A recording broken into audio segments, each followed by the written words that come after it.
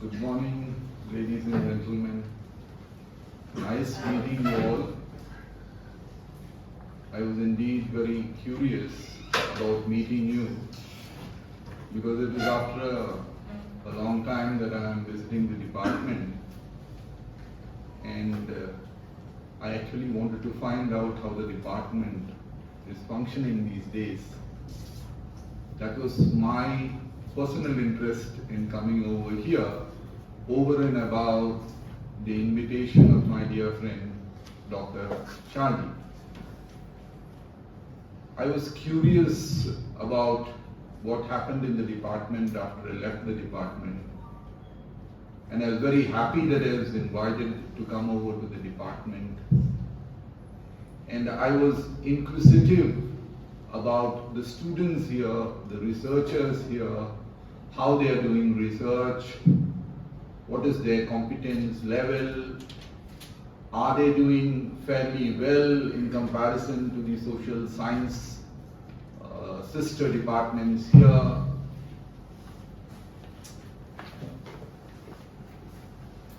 And I did not want to leave anything to imagination. So I came right over here to see all of you.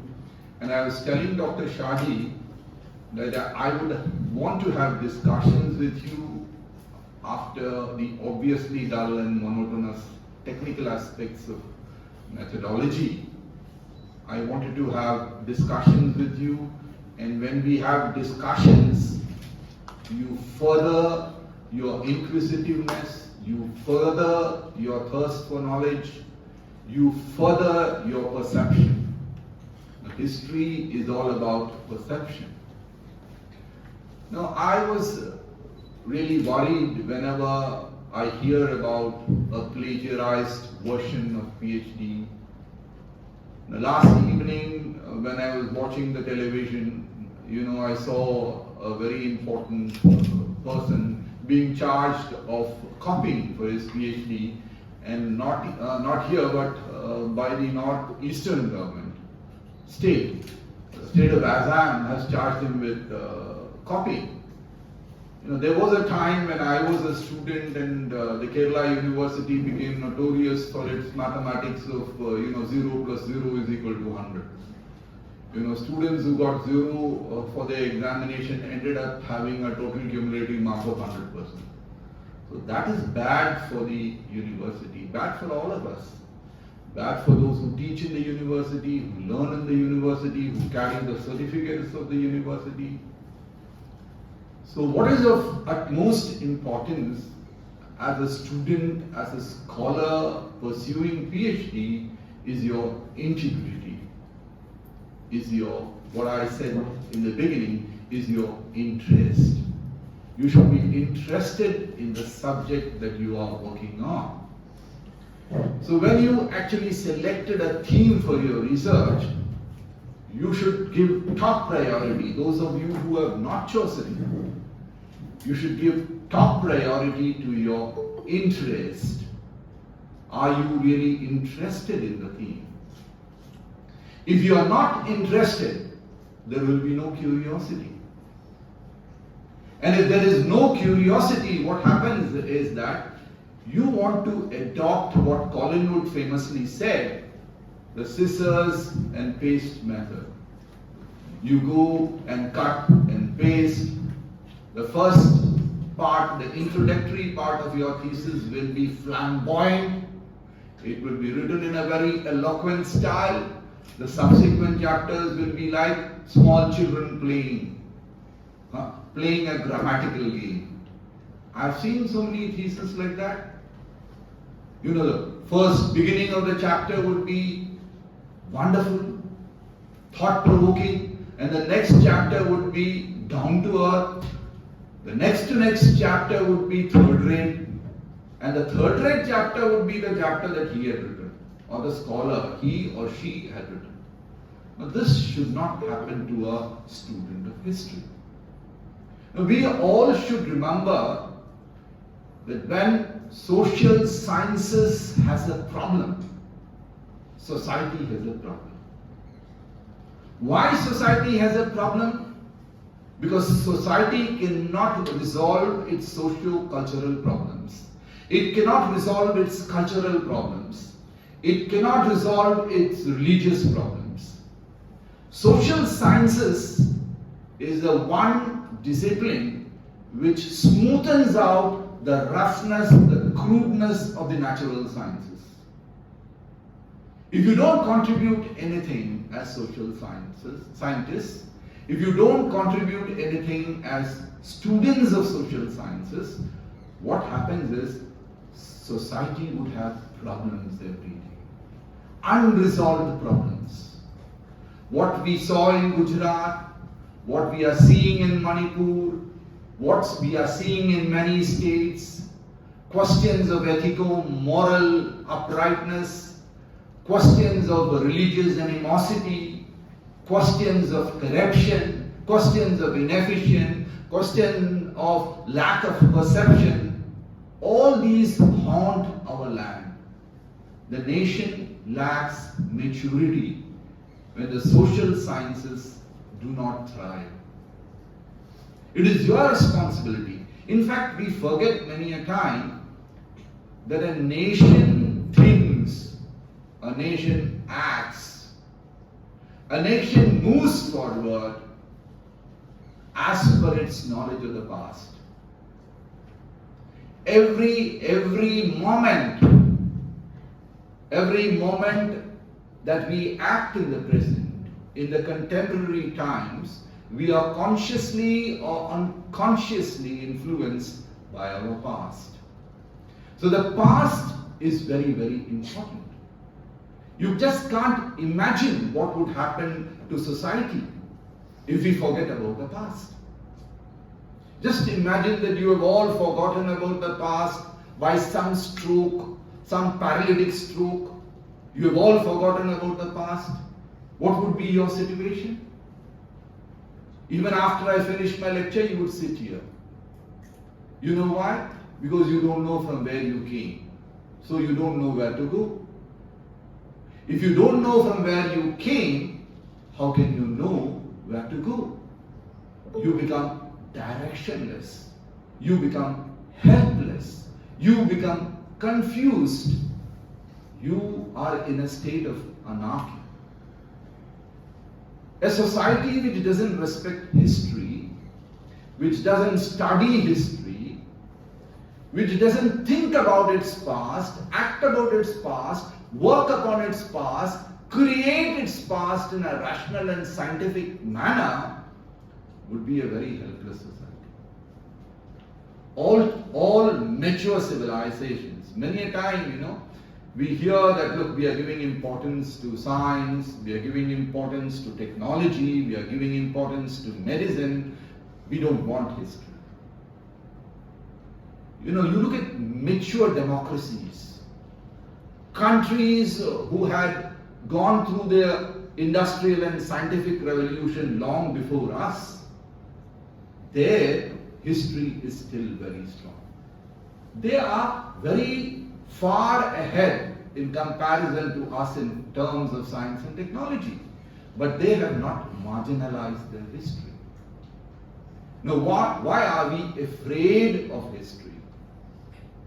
We are afraid of history because we are ignorant of history. We don't know the significance of history.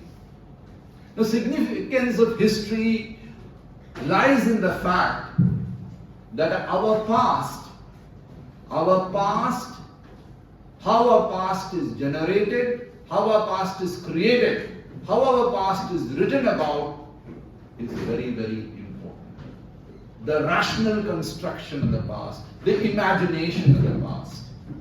Now, I'm just telling you all this because before I enter into the domain of my lecture proper, I would want to impress upon you how important history is. Now, history has so much of variety, history has so much of depth, history is so sophisticated and difficult that the last word cannot be said about history. Because it is such a difficult subject. So since it is a difficult subject, I many often think people who consider themselves very brilliant, are nothing in comparison to a Toynbee or a Spengler or a Karl Marx. I don't think a doctor or a scientist can actually generate the kind of knowledge which impacted upon society like Karl Marx had done, or which Wallerstein is doing, or which Habermas has done, or if you go back to the time of the positivists like Auguste Comte has done, or Emile Durkheim has done, or Max Weber has done, they are nowhere in comparison. Because their range of activity, their range of research is so wide that it covers the whole globe. It covers the whole globe. Now, if I were to compare a historian, a true historian of global standards, I would perhaps compare him with Albert Einstein. I wouldn't even compare him with quantum mechanics. Because Albert Einstein's vision was a macro vision, which encompassed the whole universe and which affected the whole universe in a way, which was concerned about the secrets of the universe, concerned about unearthing the truths about the universe. The quantum mechanics also did the same thing. But one dealt with it at a particular level, the other dealt with it at the general level. And all history is a dialogue between the general and the particular. It always is a dialogue between the general and the particular. Now, coming to the topic that I have been assigned to, when you select a topic, which most of you have already done, and a large part of you are yet to do, there are certain aspects that you have to keep in mind. One is your interest in the topic. Never try to father or mother somebody else's child. You understand? Your guide will come and tell you, look, this is a very fine topic, so you work on topic. You're not at all interested in the topic. And why should you work on the topic? Your research ends there with the guide's advice. You should find a topic in which you are interested. Let that be any topic under the sky. Now, nobody has said that you can't work on a particular topic. No? Nobody said, I am supposed to speak on behalf of the Mahatma Iyengali chair. I actually pay my obeisance to Mahatma Iyengali. And I am just asking you, why can't you work on Mahatma Iyengali for that matter, if you are interested? No, when you are interested in a particular topic, what do you do? What do you do? What do you do? You try to find out more and more about the topic. Isn't it? That is what you do. You're interested in someone, you inquire about that person. You are interested in some location, you inquire about the location. You would want to visit the location, know more about the location, isn't it? It is from interest that inquiry emerges. And it is from inquiry, further inquiry, which is buttressed by inquisitiveness. So, the most important thing is interest. If you look at all the great historians who have made their mark, if you look at a person like Will Durant and Ariel Durant for that matter, who has written the multi-volume work on Story of Civilization, both of them were interested in history at a macro level. They wanted to study the history of the whole world, not any small particular point. They were interested in countries, they were interested in religions, they were interested in civilizations like Toynbee was. And their interest led them to the production of one of the finest works known to history. Now, I can't see any Indian scientist or a doctor competent enough to write a work like the Story of Civilization. No, you take a person like Edward Gibbon. He wrote his masterpiece on the decline and fall of the Roman Empire, the 6-volume work. No, he was actually interested in Rome. He had a wonderful library, an ancestral library. And he used to go and forage among the books in his library. He used to go and read. And then one fine morning he realized that I am a great inquirer. I have a great imagination. And my imagination gives identity. Remember the words I am using. Your imagination gives identity. History is in a way a quest for identity, the discovery of an identity. It might be a nation's identity, it might be a group's identity, it might be a global identity, it might be a caste identity. You imagine. And what happened was that Gibbon discovered that the only topic that was fit for him was Rome. No, he did not go to a supervising teacher and ask him, can I work on Rome? Because the supervising teacher would at once say that 6 people before you have researched on Rome, so you don't do anything on Rome, because everything is over on Rome. You understand that? That is what normally you find, the doctoral committee people saying. Look, 9 great people, including St. Augustine, had written upon Rome. Now, why should you write about Rome? The last word about Rome has been said. Now, this is a question that comes to our mind is there a last word in history? Is there a final word in history? Is there, what Lord Acton said, is there absolute history? Is there absolute history? Final history? That once it is written, nobody else can write on it. Is there something like that? Absolute history? If there was absolute history, you would not have found the Romila Thapar. Because before Romila Thapar, there were doyens of Indian history had already written about the Mauryan Empire. Isn't it? For example, Radha Mukherjee has written about the Mauryan Empire and Ashoka. R.C. Majumdar had written. There's so many people who had already written. And this fledgling of a girl, just 26 years old, she goes out to challenge all these great men and comes up with a masterpiece. I was just thinking that A.L. Basham, who used to guide her at that particular time, he might have perhaps not dissuaded her.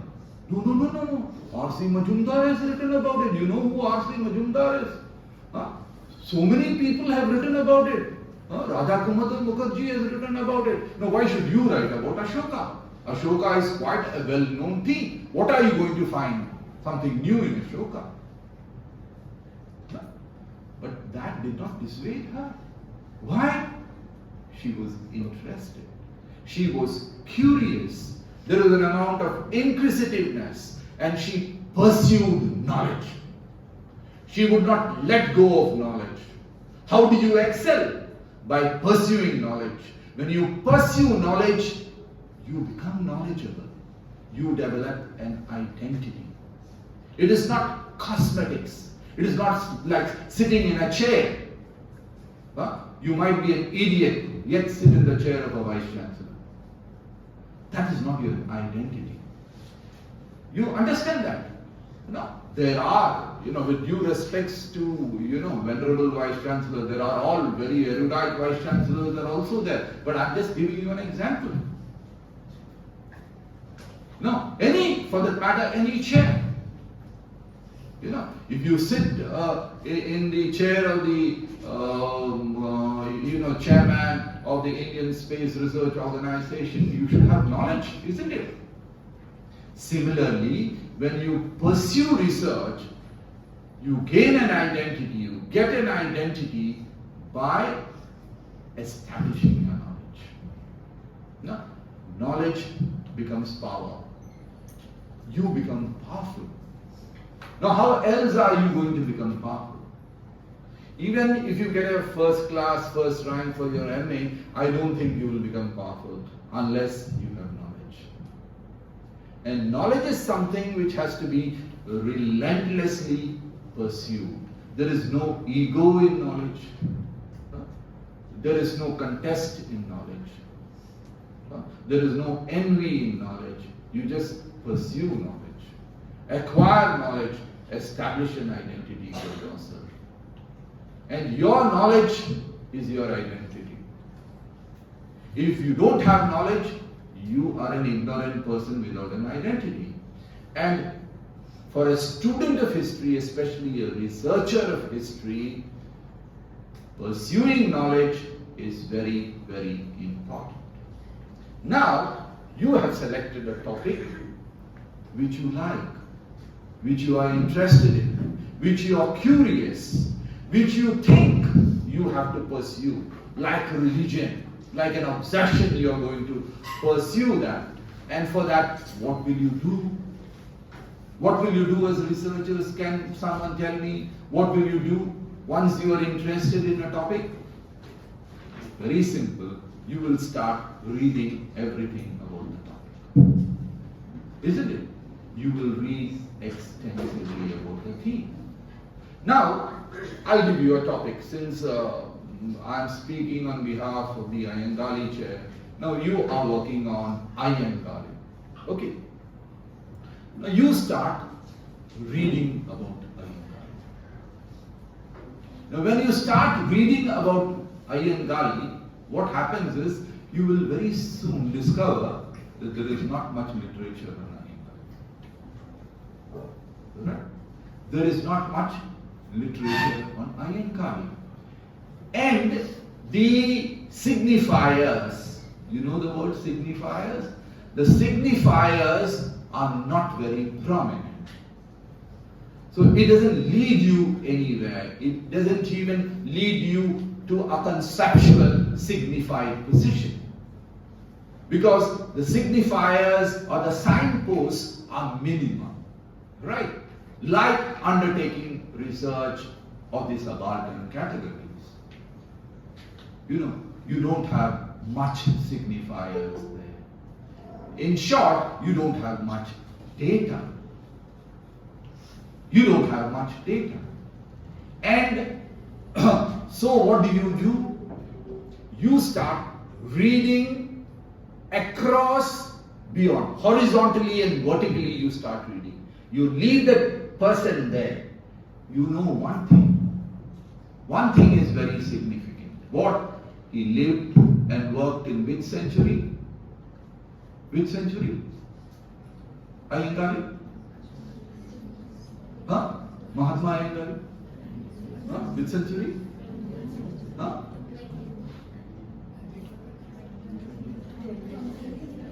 Which century? Huh? 19th? Okay, 19th and 20th century. Okay, so you start reading about the 19th and 20th century. Right? You don't have matter on Iyengali, but you have material on the 19th and 20th century. Right? You read. You read about the society of the 19th and 20th century. You read about the sociology, the culture, the political economy of the 19th and 20th century. You even read about the language, the seminology, the semiotics of the period. Because they can also be signifiers. So you read thoroughly about that period. That is, you are reviewing the period in which Iyengali lived. Right? To understand about Iyengali. That becomes, you use your imagination. And when you use your imagination, what happens? Imagination is not an abstract or an abstruse phenomenon. You start framing questions. You start framing questions about the period, about the personality. That is where you begin your research. You start interrogating the material. There is no research without interrogation. You ask questions. You ask not one or two questions, you ask hundreds of questions on a theme. And your research, the outcome of your research will depend upon the questions that you have asked. No, you don't have any questions to ask. You know, what does that mean? That means that you are first, you are not interested. Second, that you are not curious. What does it mean further? Further, it means you don't have an imagination at all. You need imagination to ask questions. Every historian is known by the question she asks. You understand that? She is known by the question she asks. That is what differentiates one historian from another. You understand? The question that Eric Hobsbawm asked was not asked by Spengler. Or it was not asked by many of the contemporary historians of the time. The questions that you ask are your identity. So you have to ask questions. And your questions will be determined by your knowledge. Now, for a research, what is important is not the knowledge of the little and little that you are researching on. It is the macro knowledge which cushions this micro point. It is the macro knowledge that cushions this micro point. You have to have knowledge about society. And without this knowledge, you cannot frame a hypothesis. Without this knowledge, you cannot frame a hypothesis. And a hypothesis is the beginning of research. Any method that you use the deductive method or the inductive method or any method, a research problem originates from a hypothesis. The problem and the hypothesis are interconnected. And you have to begin with that. So you have to ask questions. Now, if you are not conscious, what determines your consciousness? The consciousness of A and the consciousness of B and C would be different. Why? Why is it different? What he reads and how much of he reads, you do not read. What you read, she reads in a different manner. And what you read, from what you read, you think. If you don't read, you don't think. Your thinking is anarchical, shallow, superficial, childish. If you want to raise your level of research, you have to raise your level of questioning. You can't blame anybody. You are not reading. So you are not raising your research to a higher level. Now, you are just asking what happened. That is your question. A general broad, what happened, how it happened, why it happened. No, you're not asking the question why. What happened, where it happened, how it happened, when it happened. You are asking these questions. The answers that you get would all be very, very prosaic and commonsensical. History does not deal with the realm of the common sense alone. You raise historical knowledge from the commonsensical to a higher level, and that is where you produce knowledge. When you don't produce knowledge, you are no students of history. You are no historians. Every thesis should be a text which produces knowledge. And if it cannot produce knowledge, you are actually betraying society. A society which actually feeds you through your fellowships, etc., the taxpayers' money. Because when you don't produce knowledge, there is no use for your research. There are hundreds and hundreds of research theses lying which has produced no knowledge. We have produced no scholar, no knowledgeable person, but we have produced doctorates. That should not be your case. Because you should know that you are dealing with a very important discipline, the discipline of history. There can be no nation, there can be no society, there can be no individual identity without history. You like it or not. All your identities come from history. Even if you are caught by the police and they charge a case with you, the first information report goes to your history, not to anything. Whose father, whose daughter you are, whose son you are. That is what the first information reports writes. Because without your past, you don't have an identity. And you have to, if you have an identity which you are not satisfied with, you generate a new identity by your curiosity, by your knowledge, pursuance of knowledge, by your imagination. Now, if you are all ignorant and you see a signifier, how will you raise it to the level of a conceptual signifier? How will you raise it? You can't. You can't raise it. How will you raise it? If you are not knowledgeable, how will you raise it? You come here to read and read and read. Nothing more than that. Isn't it? And how will you read? Now, I'll just tell you a small story, an anecdote. Okay. Once, an illiterate tribal in Africa, he was going out in search of roots in the Sahara Desert. Okay, he was searching for roots. He was a naked person with a stick in his hand. He was digging for roots, and his only job was foraging for food. He was going out for food and roots. Suddenly something fell from the sky. A thud sound. Then he heard a big roar. When he looked up, he couldn't see anything. But an object fell on the ground. He went and picked it up. And he looked at it. A shining object, crystal object, transparent object. He has never seen such an object. Hard object. It was shaped like a bottle. It was actually a CocaCola bottle. But this guy did not know about it.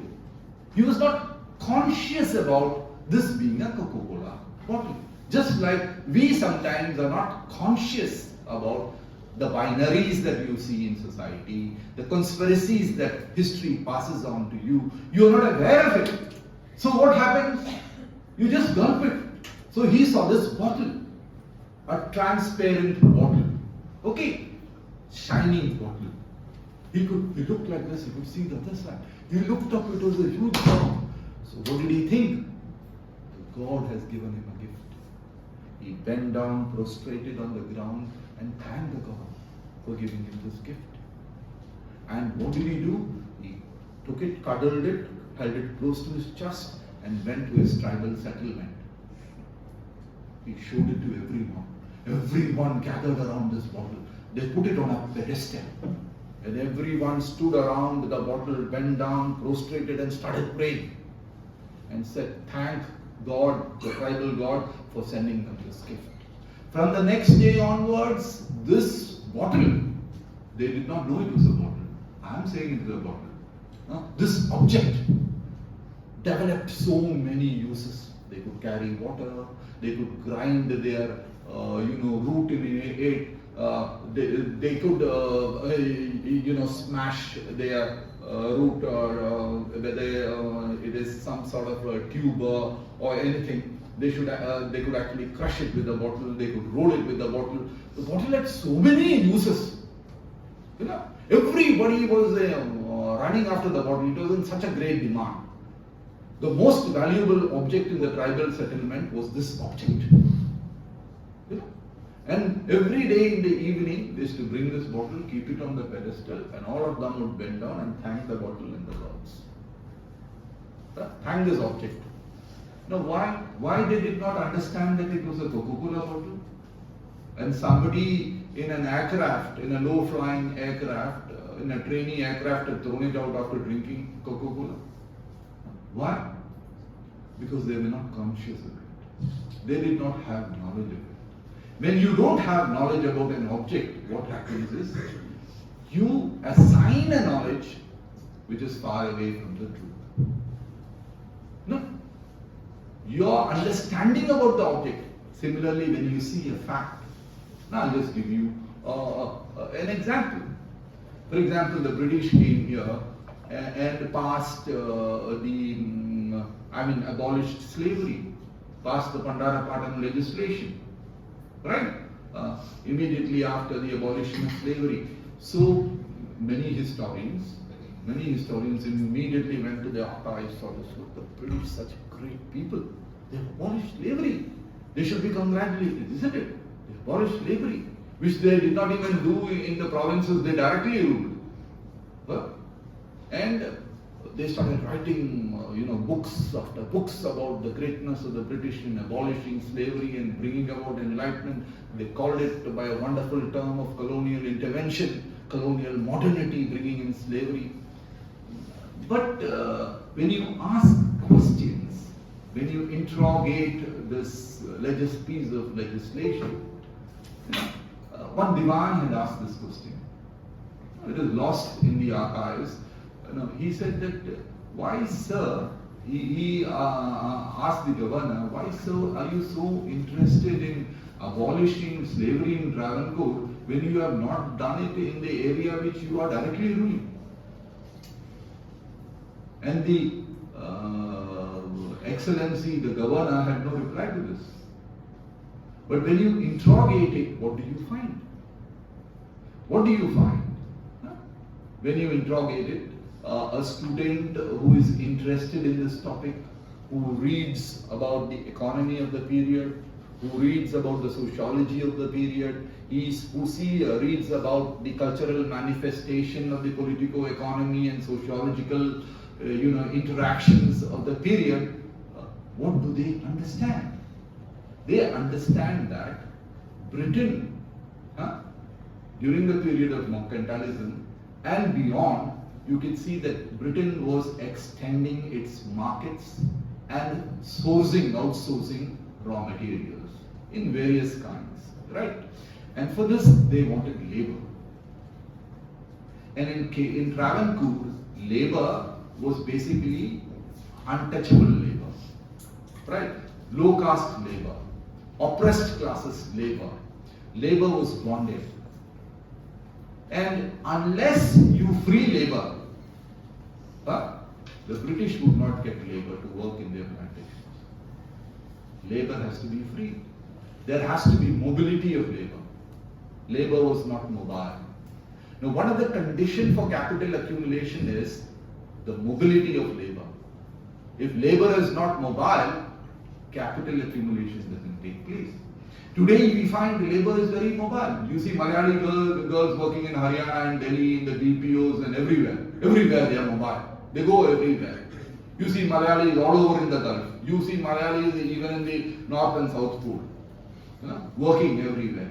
You go to the JNU, for the first thing you see in the JNU is Malayalis in the canteen. Kuttira chaya, kuttira vada, kuttira idli. Malayalis there. Then you tell you are also a Malayali, then Kutti brings you first and gives you idli and vada. Labor is mobile. If you don't find job here, you go somewhere and work. But during those days, it was not the case. Labor was not mobile. And how do you make labor mobile? By actually abolishing slavery. Now, was the British, I'm just simply asking, was they so philanthropic and so humanitarian that they thought about abolishing labor? No. They were first-rate liars and crafty men. They continue to be like that even today. I just remember a work by Sanjay Subramanian. You have heard about Sanjay Subramanian? No, he actually debunks what a student of history should do is that you will have to demolish shibboleths. You have to demolish orthodoxical thought processes. Think anew. There is no limit to thinking differently. Nobody can stop you from thinking differently. And when you think differently, you have a personality. You are a different person. Among you, if a person asks me a different question today, I'll remember him or her. What? Because she has an identity. I might not know her name, but she has an identity. She's thinking differently. Historians should also think differently. Now, if you look at historians all over India, before the modern methodological interventions took place, they all wrote history centered on individuals, as if it is the first party narrative, not even a second or third party narrative, as if you are telling your story through a king or a queen. You tell about the king, you tell about the queen, you tell about the love story of the king and queen, you tell about their children, you tell how the king was bathed. King bathing, Louis the XIV's royal bath. That is what was written about, isn't it? Nobody knew about French society as such. July the 14th, the fall of the Bastille. Why did it occur? Because of this royal bath. And Marie Antoinette saying that if people don't have bread, the baker might not have baked it. Very important day, July 14th, which taught us to think differently. When you think differently, a historian empowers differently. When you empower differently, you create creative points differently. You generate points of creation. You generate points of resistance. You generate points of identity. You think differently.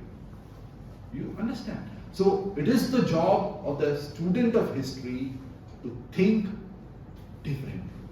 That doesn't mean that you will simply think differently. No. All your thoughts should be anchored in empirical data. It is not that you spin something out of your brain. No, you're not. But your imagination is very, very important. Just like the primitive, natives of Africa used their imagination and said that the bottle was God-given gift to them. And one fine morning, what happened? When the original person who brought this bottle to the settlement, he saw that two people were fighting for the bottle. And one person caught hold of the bottle and hit the other person on the head. So the bottle became a weapon. And the other person fell down, bleeding. And there was pin drop silence in the whole settlement. At night, what did the original native who brought the bottle, what did he do? When everybody was sleeping, he took this bottle from the pedestal and he walked in the darkness to dump it at the end of the earth. Because this bottle was creating problems. You understand that? Their imagination was primitive imagination. It was not buttressed by knowledge. You have knowledge, you have text, you have libraries, you have sources, you have mobility. Your mobility is a source of knowledge. Just like reading is a source of knowledge, mobility is a source of knowledge. Perception, field work is a source of knowledge because it increases your inner perception. Your perception, your imagination is very important. No historian can claim to be a historian if he is not imbued with a good deal of logical imagination backed by empirical data. That imagination is very, very important. So you see that this imagination as a student, as a researcher, you have to have. Using this imagination, what do? You coin or you frame questions. And you frame questions, you keep on framing newer and newer questions. Your question doesn't end with your research. Don't think that I'm creating 100 questions now. When I get a PhD, I'll stop asking questions. No. All through the process of your research, you keep on asking questions. Right? Now, I was telling you that you selected a topic which was interesting to you, which was accessible to you, which was horizontally and vertically accessible to you, which was proximate to you, so you selected the topic, which you thought could be completed within the university demarcated period of 3 or 4 years. You selected that topic, right? And you did not select a topic which is difficult, which is incomprehensible to you, which is a comparative study. You have not selected such, because comparative studies are actually 2 theses, not 1. Right? So never take a comparative study for your PhD thesis. Right? Now I am telling all this not from my own, but by the people who have written about historical methodology right in the 19th century. Charles Langlois and Charles Signifiers, who wrote about the introduction to the study of historical method way back in France, before the emergence of the Annales school, before even Henry Burr and his subsequent successors like the founders of the Annales school came into their being. So what is very interesting about the French, it is Bastille Day, that is why I am telling you, they were all people who ask questions frequently. That is why our Prime Minister has gone to buy their weapon systems. You know, they think differently, and they have given a lot of freedom to the people to think. You can only think in a free atmosphere. If somebody restricts your freedom, you cannot think. There is a curtailment of your space to negotiate things. So you have to think freely. It should transcend gender. It should transcend geography. It should transcend your sociological limitations. It should transcend your cultural limitations. It should even transcend nations, your thought process. Nobody should stop your thought. And in that process, newer and newer questions come into your mind. So once you have done with your selection of the topic, then you go on to the next part.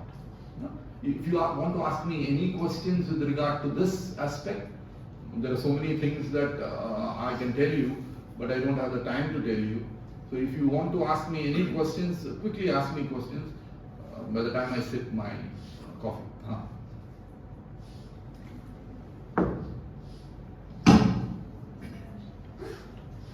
Come on, ask me. Only till this, I'll be moving. What's the time here? Sir, Okay, you have ask. a statement that you told developed countries don't marginalize history. Don't marginalize? History. Hmm. But in India, I think in Indian context we have constraints. So we are communalizing history on a part of political agenda or a political anarchy. I don't think a developed country like England or France doesn't have that kind of anarchy that exists there.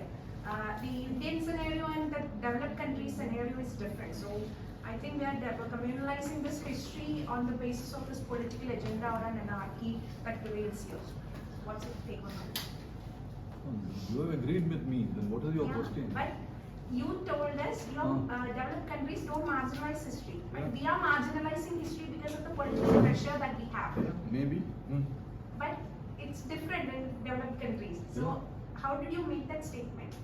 You are agreeing with Yes, my but- statement or disagree? No, you told us that the developed countries marginalize history. Yeah. So I'm disagreeing with you that I India never it's said different. I never said that developed countries marginalize history. I said developed countries don't marginalize history. Yes. No. No, but in India we have that constraint. Oh. So we are communalizing history because of the Okay. political pressure. Yeah. So that's what. So you agree with me, no? Yes, but Then what is the but problem? that isn't clear. We are Because agreeing. have- Yes, but the communalism aspect is different. In developed countries they don't have communalism, but in India we have that constraint. So that's different. So That's So what do you want me to say? So what is your take on that? That they are communalizing history because of the political pressure, but in developed countries they are not. They don't have to. Yeah, the thing is, I have this confusion. Okay, tell me what your confusion is first. See, one thing is, when I asked the question of communalizing history or distorting history on the basis of this political crisis that we have. Quickly, I don't have time. I finished my about the Mughal Indian history that they are eliminating from it. So I asked this question to Professor Gopal Guru, and he told that it is their agenda. So I asked this question to Professor Gopal Guru, and he told me, see, he doesn't want to answer it correctly, but he told me that it is the political history is once we study the NCR. Okay, I got you. Sit down. Any more questions quickly? Yeah. I'll answer them. Any more questions quickly? So it is clear about the selection of the title is clear. You don't have any doubt about that. So I'll proceed. I'll just answer her question. You know, a society, any society, reaches a point of its contemporary existence through a history. Right? The history will be a history of struggle.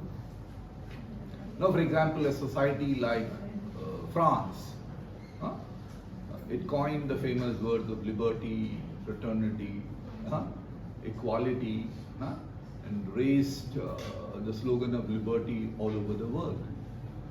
Very interestingly, even in India, the Bastille Day was celebrated in South India.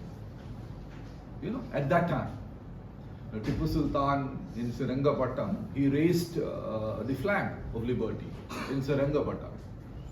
So it came here. The French were here also at that time.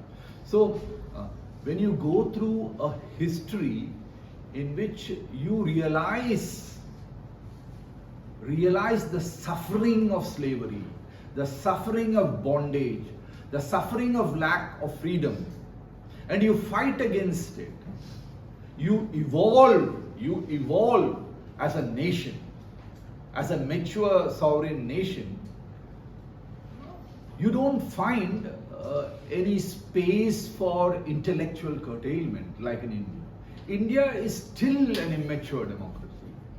You know, whatever you might say or you might not say, disagree with me, even today the level of maturity is very, very scanty. It is not uniform. You might find in the Jawaharlal Nehru University, inside the campus, everyone is very free and mature, etc. But there are universities which are backward also. There are areas which are backward also. India is a land of subcontinental size.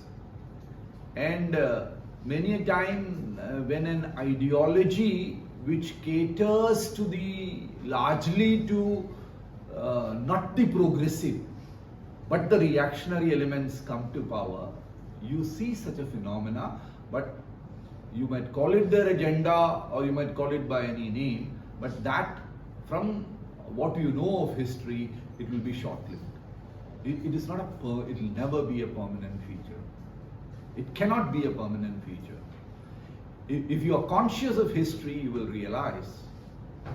So we have the conscious, but the next generation you should transfer your work should transfer. That is what I am telling you. When you don't produce good history, how will you transfer your consciousness? When you all produce third-rate histories, you are creating third-rate people. No, so the responsibility is on you. Yes, but you. No, for example, if you are all students of medicine, and I am lecturing and producing third-rate surgeon, every day you will be killing 100 of people, isn't it? In the same way, you are killing people, but it is not visible. You are killing society. It is not visible.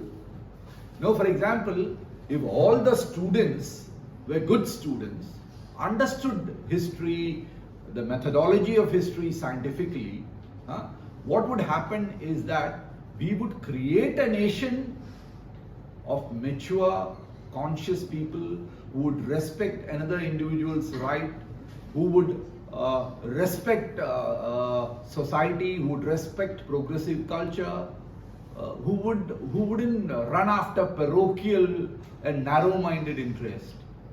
This is happening, and many a time what happens is history is partial. Now, if you look at India, Jawaharlal Nehru was one of India's finest historians, whether people like it or not.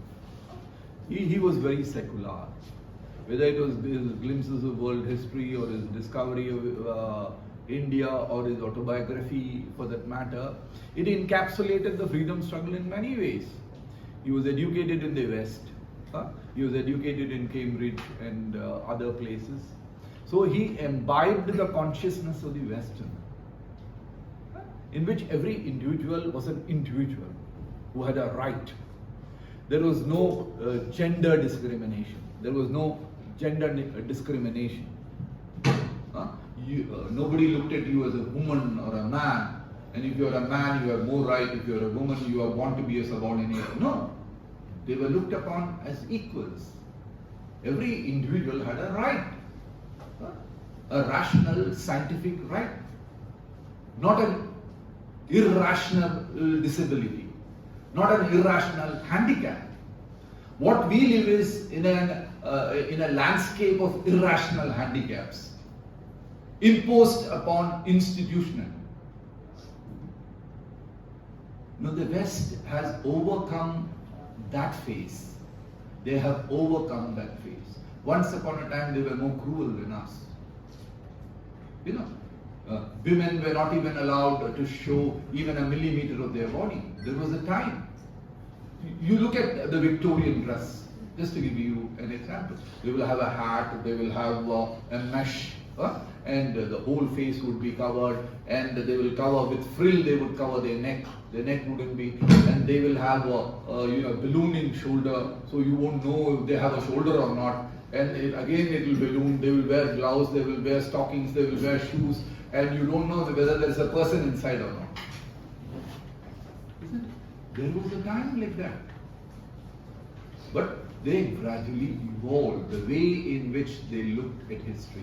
Now, if a person has a different viewpoint, they would respect him intellectually. Here, they might even kill him. You know how many of our intellectuals were killed. So that is more primitive.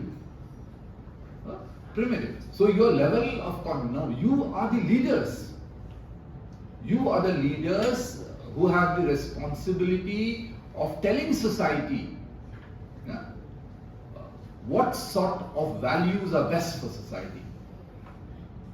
Your research, your historical works should manifest that. If it doesn't manifest, our whole university has failed. So that manifestation has to take place. Right? You got an answer to what I said? So, now coming to the next part, once you have selected your topic and you are very satisfied with your topic, the next thing that you have to do is read extensively. You don't do anything else, just read. Read what is called the secondary literature on the theme. There will be hundreds. First you prepare a list. You have selected a topic, you prepare a list of 300 to 400 books. Right? On your topic.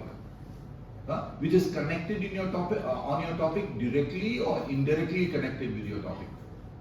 You prepare an exhaustive list, 300 to 400 books. And then what do? You start reading each of these books. Okay. It's a very, very difficult task being a researcher. It is not very easy.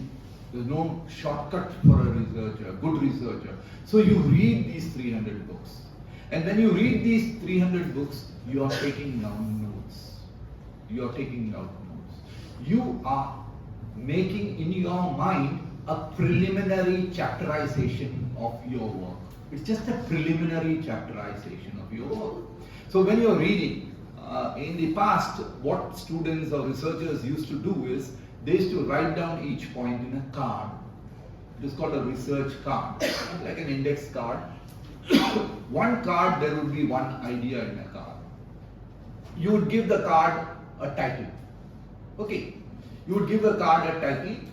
The title would tell you what is the content in the card. You will write about 10 to 15 lines maximum in one card. And on top of the card, right hand side, you will say that if it goes to chapter 4 of your preliminary chapterization, you will write CHP 4.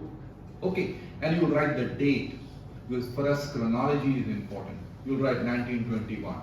This matter concerns 1921. It goes to chapter 4. This is the title, this is the idea. You will write it in a card. Now you are taking it down in a laptop. So you will create a separate file. For every chapter, you are creating a separate file, and you will paste it in that file or type it onto that file. Right? And you read these 200 books you have read, secondary sources. All the secondary sources you have read. Now, when you have read all the secondary sources, who are you? You are a different person. You are moving towards becoming an authority on your theme. You understand that? Now the question is, how many of us who have done PhD are authorities on our topic? That's another question. But you have to become authorities on the topic. So you have read all literature available on your topic. You know, G.R. Elton and Louis Gottschalk. You've heard about Louis Gottschalk? Louis Gottschalk had defined research as an exhausting review of everything that may conceivably be germane to a given theme. What does that mean? An exhausting review of everything that may conceivably be germane to a given theme. Right? What is exhaustive review means? A comprehensive review. You are not leaving out anything. If you leave out one aspect, then your research is incomplete. You read everything that is available. Every single published or unpublished literature which is available in the library, in the archives, in the manuscript section, you cover all that. Okay? And you put it in the chapters that I have just mentioned to you. Whether in the card or in your laptop, in separate files. Give each file introduction, conclusion, chapter, etc. You put it in the file. Then certain things you think you will put it in the introduction, you want to put it in the introduction, or you would want to put it in the preface. You can put it in the preface, or you can put it in the introduction. Make separate files for that. Okay, you make separate files for that. Simultaneously, what are you doing? You are preparing an exhaustive bibliography. You are preparing an exhaustive bibliography. So all the works you have read is a result of your list, the bibliography list that you have prepared. So your bibliography list would be around minimum of 300 books. It can consist of articles, it can consist of published books, it can consist of so-called primary data which is unpublished, it can consist of private files, personal files that you find in the National Library, Nehru Memorial Library in Delhi, or in the National Archives in Janpat, where you will find these files, personal files.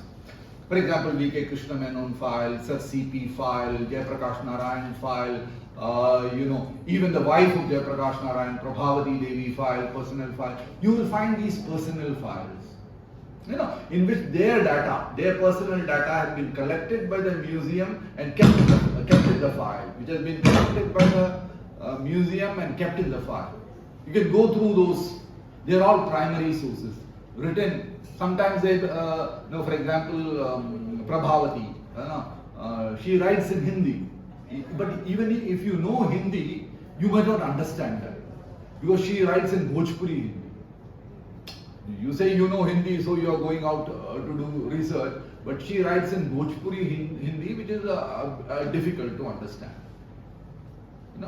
So you will find even oral history. history transcripts, otherwise called OHTs. So all these documents you will find primary sources, right? And you will find even newspapers and weeklies in microfilms, thousands of microfilms in the period that you have covered. You put on a microfilm reader and start reading these microfilms, right? And all these, after completing the secondary sources, you go to these primary sources, which are in microfilms and oral history transcripts and private papers, personal papers, etc. You cover all that, right? Now, when you cover all these things, now you have covered all these things. You have covered the secondary sources. You have identified all the secondary sources. You are moving on to the primary sources. You have identified the primary sources. Now, what is very interesting is when you go to a secondary source, from that secondary source bibliography, you will find another 30 to 40 secondary sources. From one book, you will find. When you cover up these 30, you will find at least another 15. In the end, you will reach a stage when you will not even get one, because you have finished everything. You should reach such a situation. When you open a book which concerns indirectly your subject and you go through the bibliography, there should not be even one book which you have not perused, okay, which you have not read. And that is a signal that you have completed. Now you are satisfied, right? Now you are satisfied. And then what do? You have already thought about how your work should move forward while reading these works. Now, I just simply tell you, matter of fact, now when you're reading your work, many questions come to your mind, isn't it? Now you're reading about Vaikam Satyagraha, right? You're reading about Dr. T.K. Ravindran, eminent professor here in the department, 8 Furlongs to Freedom, Gandhiji and the Vaikam Satyagraha. He has written a book on that. You're reading that, right? And while you're reading that, many questions come to your mind. What is this Gandhi doing in Vaikam? At times he is saying that the Vaikam Satyagraha should be taken forward at a high pace, and after some times he says that no, we'll go slow on it. No, why is he doing it? Okay. Then you have read Bipin Chandra's work. And you have read about Gramsci, Antonio Gramsci and all that. So you will think that is this his new war strategy? He wants to go forward war, and then he wants peace, and after some time again he wants war. Is it its strategy? Is it some sort of strategy? Or is it the way he thinks? You are thinking, isn't it? And your original thoughts which come to your mind, what do? You open another file and put it in your laptop. Original thoughts. And from where do those thoughts come? When you touched which secondary source did these thoughts come to your mind? You note that also in your laptop. Now, for example, you are reading page 169 of Gandhi and Vaikam Satyagraha, that this thought came to you, you write it down. Right? You write it down. So, such thoughts, such contradictory thoughts that come to your mind, put it all in a separate file. That is your contribution. No, your thought should be there. No, you should never switch off your thought process. You should keep on thinking while reading. A good researcher never stops thinking. I am reading, so I have stopped thinking. No, you are thinking. You are thinking, you are imagining. You are imagining. And you are identifying myriad other possibilities and noting it down in your card or in your new file. You are noting it down. So you are becoming more and more confident because you know that you are also thinking and contributing. Now, when Romila Thapar was reading about Ashoka, she read Radha Kumar Mukherjee, who said that after the death of his father, after the death of Ashoka, since Ashoka propagated Buddhism and non-violence and love and affection everywhere, not only in India but even in Sri Lanka, he disseminated Buddhism. So people, all the people became very docile, lost their militancy, lost their valor. So if somebody attacks them, they cannot fight back. Then he divided his kingdom between Dasharatha and Kunala. The kingdom was divided, and the traditional causes for the decline, she was thinking all the time. She was thinking, look, such a huge empire, such a mighty empire, if it is divided between two sons, will it decline all of a sudden? Then she was thinking, look, he was propagating ahimsa. He was propagating Buddhism. Alright. But this man, even though he was propagating ahimsa, he did not disband his army. He maintained a huge army, like a king. Now, why did he do that? So the army was there.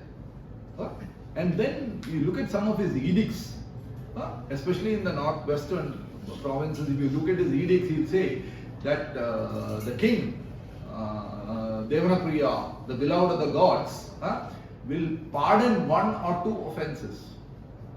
But after that, I know how to take care of you. He is written in his edict, warning the rebels. And my ahimsa is pardoning you once and twice. But after that, I will not forget my himsa. So she was thinking. So when you take down any material, any data, don't switch off your brain. Now, what separates you from an ordinary person on the road is you think, they don't think. Don't forget, that is your right. Thinking is your right. You have to think every time. Think, even if it is a heretical thought, you should think. Because many heretical thought have become conventional thought today. The heresies of today are the orthodoxies of tomorrow. Today, many of the heresies, which the most conservative court of India, the Supreme Court of India wouldn't touch, is actually being entertained and encouraged today. You understand? Whether it is against the Manusmriti, whether it is equality of women, whether it is about the Parda, whether it is of the common civil code, so many things. Whether it is marriage of same-sex people, all this is being entertained. The Supreme Court not only accepts and files but asks the states to take a decision on allowing same-sex marriage. Could you think about it earlier on? No. So, the heterodoxies of yesterday are becoming the orthodoxies of tomorrow. So, when you think, nobody is going to punish you. You think, and your thought will produce something constructive. Your thought will lead to the truth many a time. In history, the historical truth is very, very complicated. Even the evidence doesn't speak the truth. Evidence. No, we were all taught about, now I'm just coming to the evidence part of it. We were all taught that you should not go and imagine too much and go after theories. There is no need of theory in history. All we need is fact. And facts will speak for themselves. I have not seen a fact speaking till now for itself. I have not seen a fact speaking by itself. Whether it is an abolition of slavery or any act in India, I have not seen a fact speaking for itself. Somebody has to make it speak. Somebody has to call it on stage and say, you speak, you speak. If you don't call it on stage, it will not speak. So facts do not speak for themselves. Now, Leopold von Ranke, he said that facts are sacred.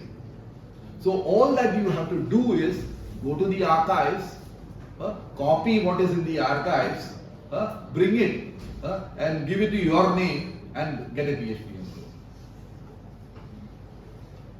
That is what Leopold von Ranke actually said. Only one condition he said, that all of this should be documentary evidence, all of this should be corroborated evidence, it should be checked and cross-checked. If it is a government record, it is the best record. You understand that?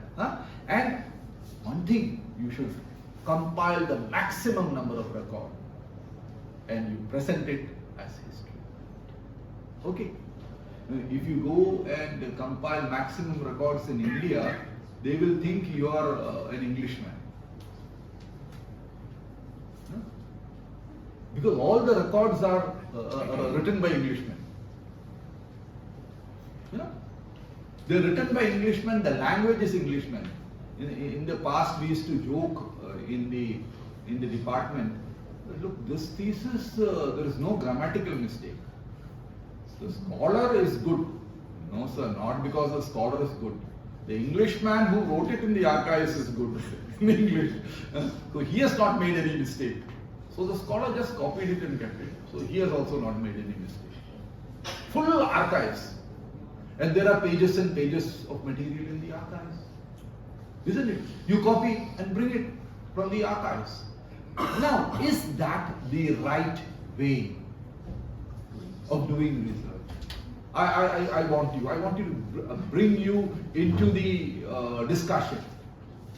Is that the right way of doing? Collecting maximum number of archival material, presenting it in chronological sequence, relevant to your theme. If you do that, is it research? Why? Is it research? Tell me. It's not a research. It's already searched. It is already searched. Who searched it already? The Nobody searched it. It is lying, unsearched, unventilated in a cellar. You go and look for your subject. You go and take a file consisting of 150 pages.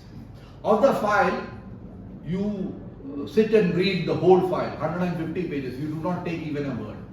You return the file. Next day you take another file. You read it. You copy 10 pages from that. The third day you take another file. You copy 15 pages from that. You are not taking the whole file. You are selecting. You are going through a process of selection. Right? But the matter is archival. Right? Why you are selecting? It should be germane to your theme. It should be connected to your theme. It should be relevant to your theme. So you are taking this material and in the footnote you are writing down that so and so home political file so and so number you have taken from the National Archives or the State Archives, Delhi or Thiruvananthapuram, wherever it is. Now, is that the right method? We have to interpret. Huh? We have to interpret. How do you interpret? Who said you have to interpret? No, sir. We should ask the authenticity. We should check, is it Yeah, authentic? okay, you have checked the authenticity. Because it is a government record, it should be authentic. Huh? Because there is always a falsification of documents. Yes. So you have checked the authenticity and you have found it is authentic. Then can you accept it? It is the primary source because it's selected by historian. It is. I didn't hear your word. It's selected by historian. That is the fact. Historian. It is selected by a historian. Yeah. Which is selected by a historian? Facts selected by a historian since a historical fact. Okay. He differentiates facts Which from the past historian? historical fact. Which historian has selected it? You mean the document which is in the archives? It is selected by a researcher, so it becomes history. Yeah. Isn't it? That is what you said. Yes. Okay. Now, my question is, okay, it is selected by a historian or an aspiring historian, but is that the right method? You have to apply your consciousness to it. Your consciousness. Historical consciousness. What have you to do? What will you do? Now, for example, You can arrange it like that. Present it for your MA dissertation. Right? Right? You present it for your MA dissertation and say, my dissertation was highly documented. It was full of empirical evidence. It was full of empirical strength. Congratulate me. Give me an applause. I have worked in the archives for long hours and I have presented it. Now, what is the fundamental defect in such an exercise? No thought processes. No thought process. No, look. Now, we are following this method largely through what we call as the Berlin Revolution in history. Right? In that he said that you go to the archives, you collect the maximum number of facts, corroborated evidence, cross-checked evidence, and then use it, compile it. Right, fine. And he said one last word, that would be objective history writing. Now, I'm just concerned about that. He said it would be objective history writing. Now, my question, the question that comes to my mind, and all people who think, is that this document is a subjective utterance of the rulers of the time. Right? It is a subjective utterance of the rulers of the time. Now, you are taking this subjective utterance and transferring it as objective to another generation. Isn't it a contradiction?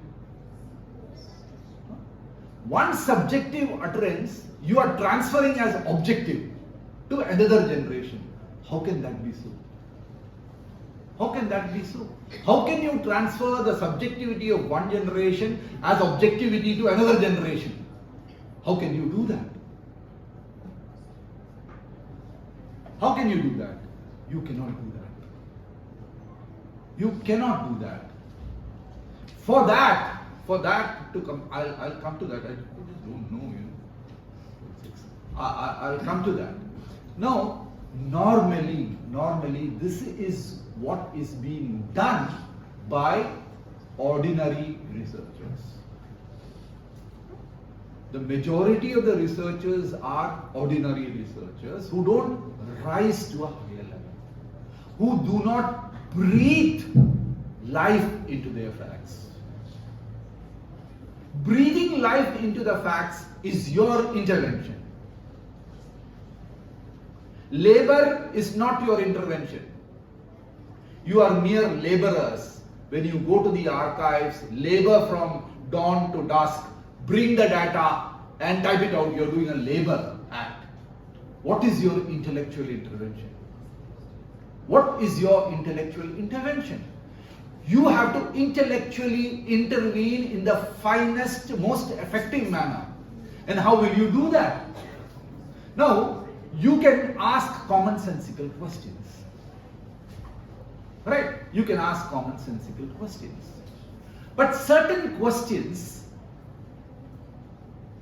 which are commonsensical will not create knowledge. So you need better tools to question or make the facts speak. More effective tools. Tools which have already been used elsewhere. Effectively by other scholars. Now, a doctor uses a scalpel, electronic scalpel, which has been used in the United States, Germany and other places. He imports that into India. He learns how they are using and he uses it for operation here. Right? He did not discover it here. Right? Now for cancer treatment, they are doing a treatment called proton treatment. All the machinery of the proton treatment comes from Germany. Right? It comes from Germany. And from Germany it comes and they go to Germany, learn about it and use it here. Right? This is what natural scientists, technicians do. What should the historians do? If there is some knowledge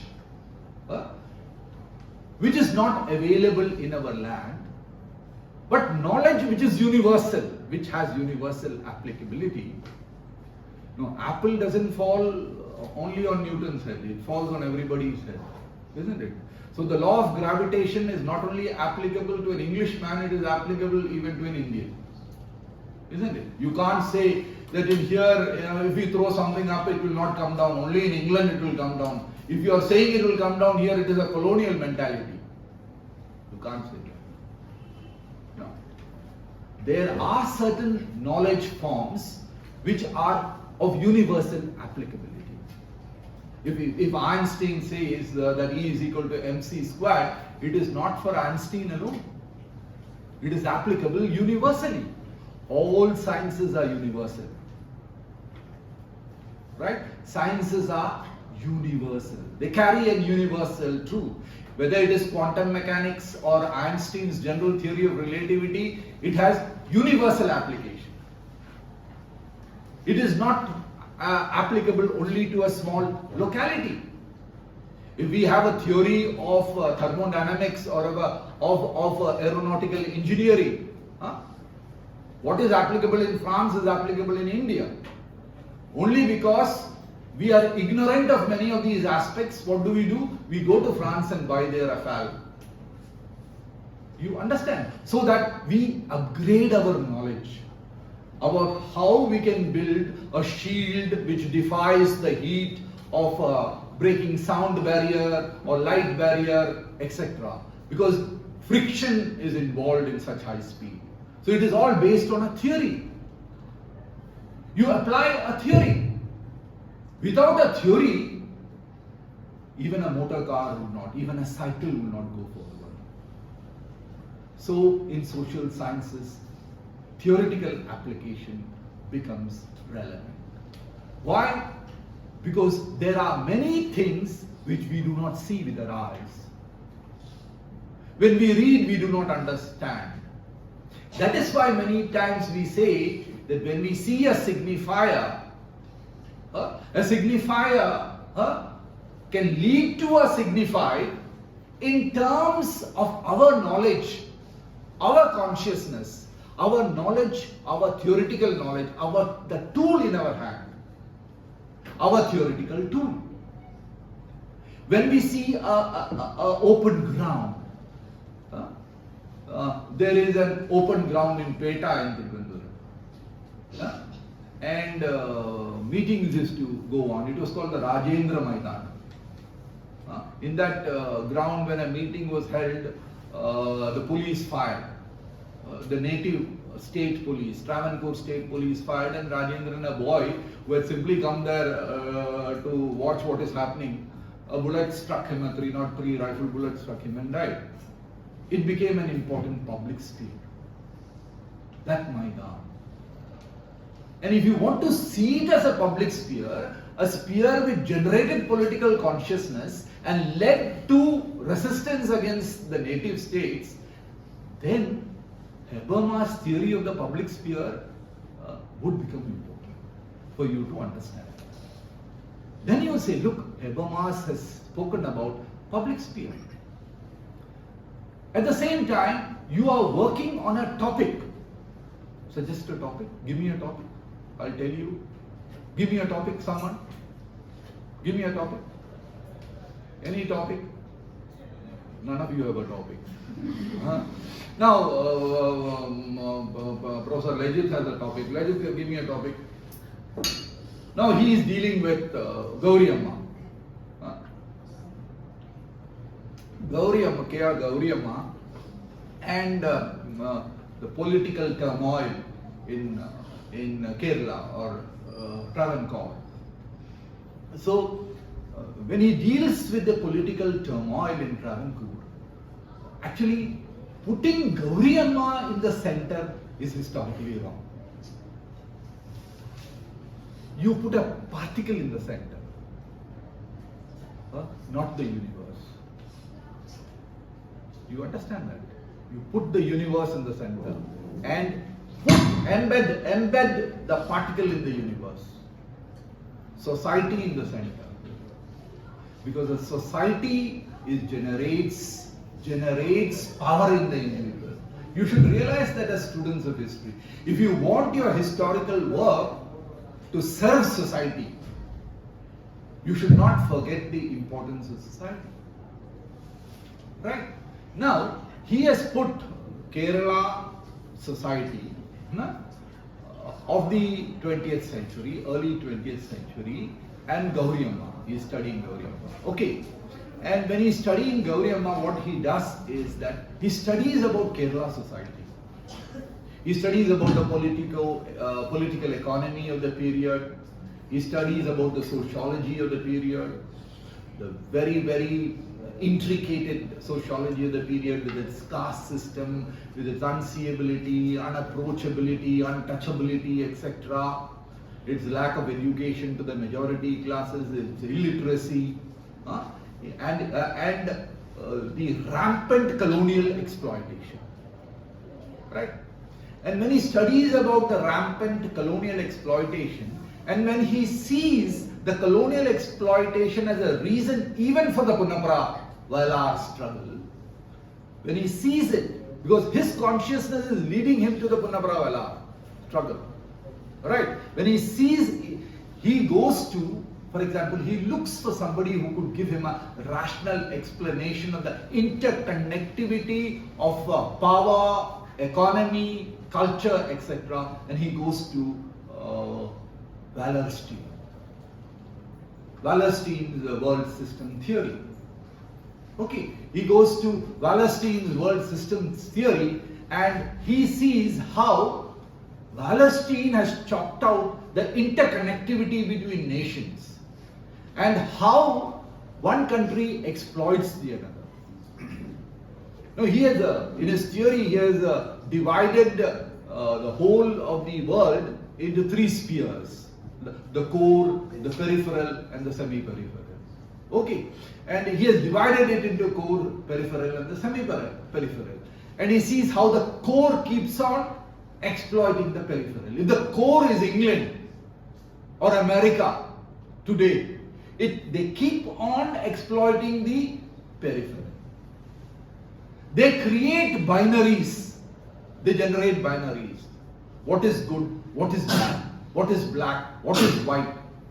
What is industrially good? What is educationally good? What is educationally bad? They generate. And we support it. Why? They send their signifiers to you. What are the classroom signifiers? The text, the poster, the cassette.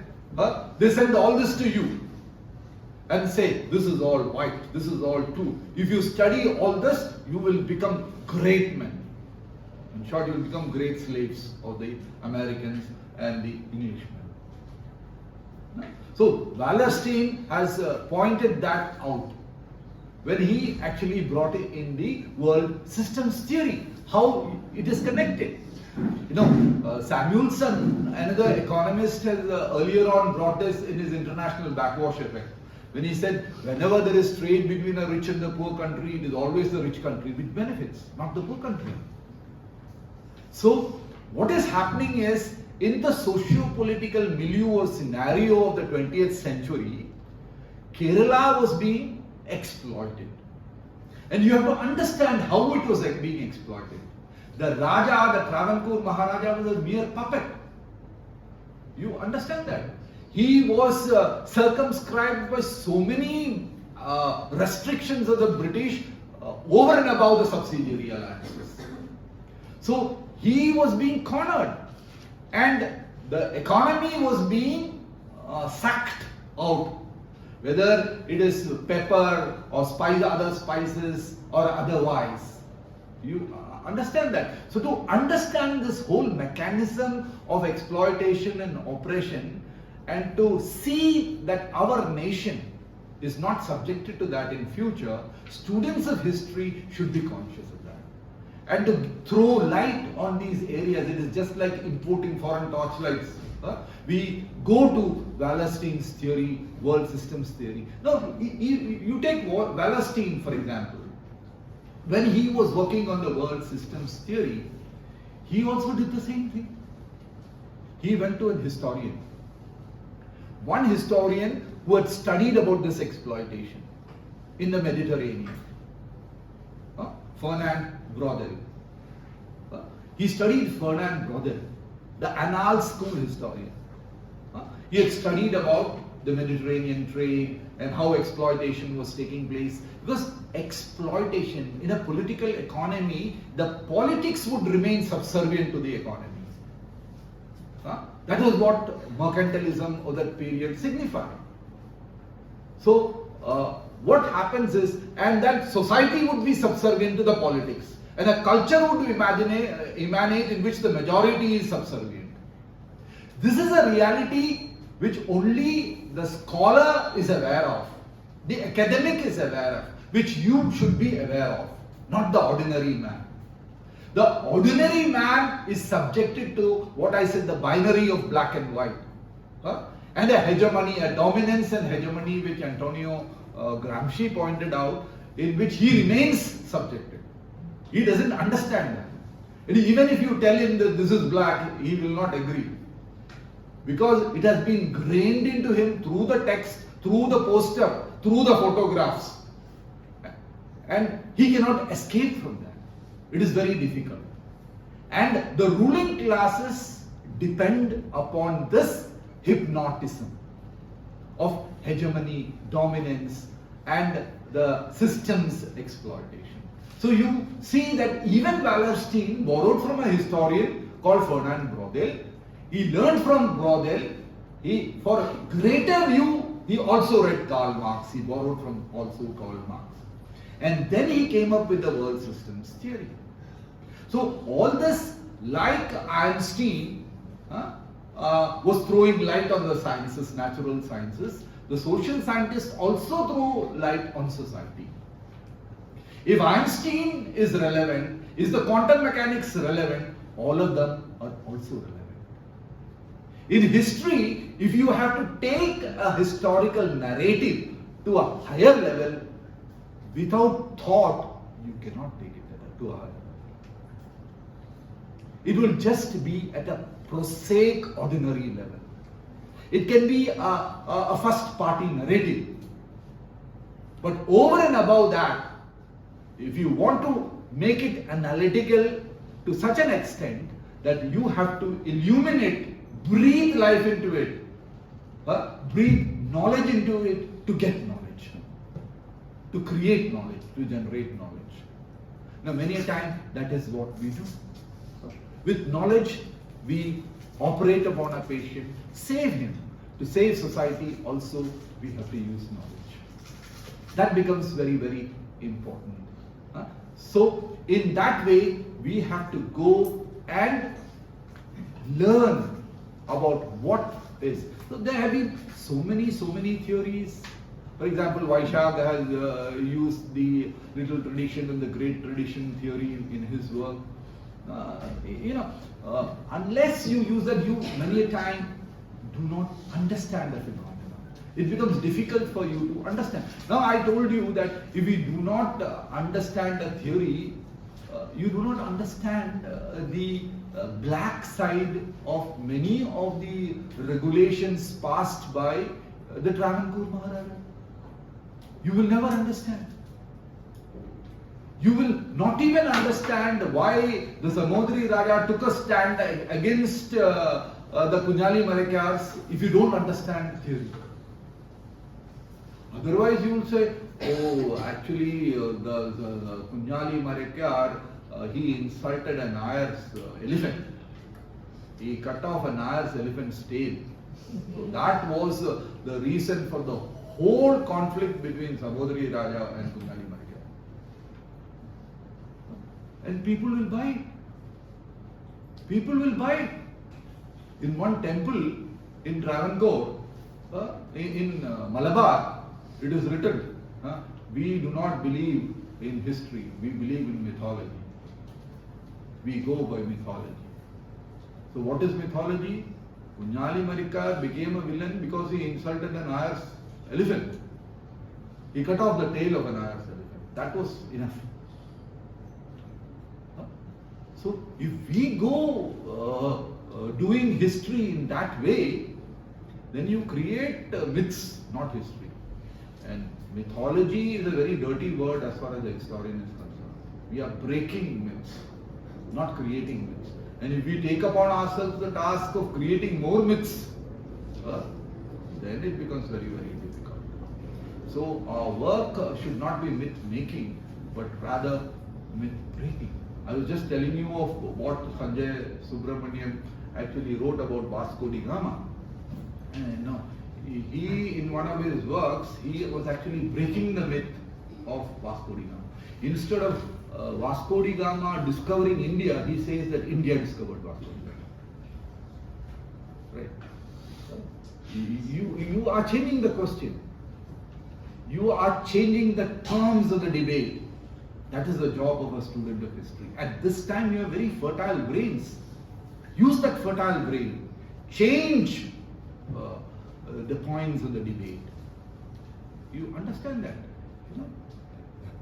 And how does he say that India discovered Vasco da Gama? Vasco da Gama was a first-rate liar. We don't know. Vasco da Gama came and discovered India, Calicut, and after that we became great men. If he had not come, we will build a temple for Vasco da Gama and Kappad Beach. He actually, the day he came, he goes and meets the Zamodari, the Zamodari Raja, and tells you have seen a painting, a famous painting? He stands like this and tells that my king is the richest man in the whole world. Everybody knows what was the status of Portugal in Europe. The richest man in the whole world. I have come here to search for Christians, not for anything else. That was another big lie. He came for spices. And he is saying, I have come here to search for Christians. And he brings out a notice in which he says, Kollam is a Christian country, Coromandel is a Christian country, Ceylon is a Christian country.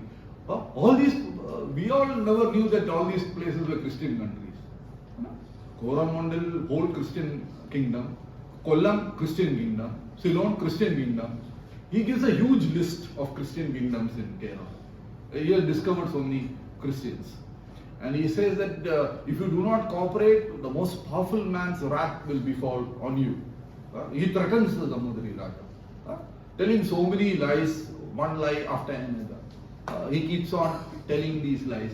And now I am telling he told all these lies not fancifully. This has been written by a Portuguese man, in poetry, in verse. He had written all this. So, many of the shibboleths that we believe in, have been created for dissemination by centers of power most of the time. The centers of the power. And the centers of power disseminate this. And year after year, we keep on studying this and we keep on believing this and forget that we are students of research. A research student doesn't believe in anything. He has only one belief.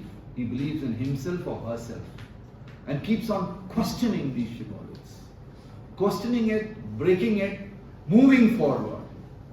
Whenever he has a new question and he doesn't get a new answer, he looks for knowledge elsewhere, which would help him.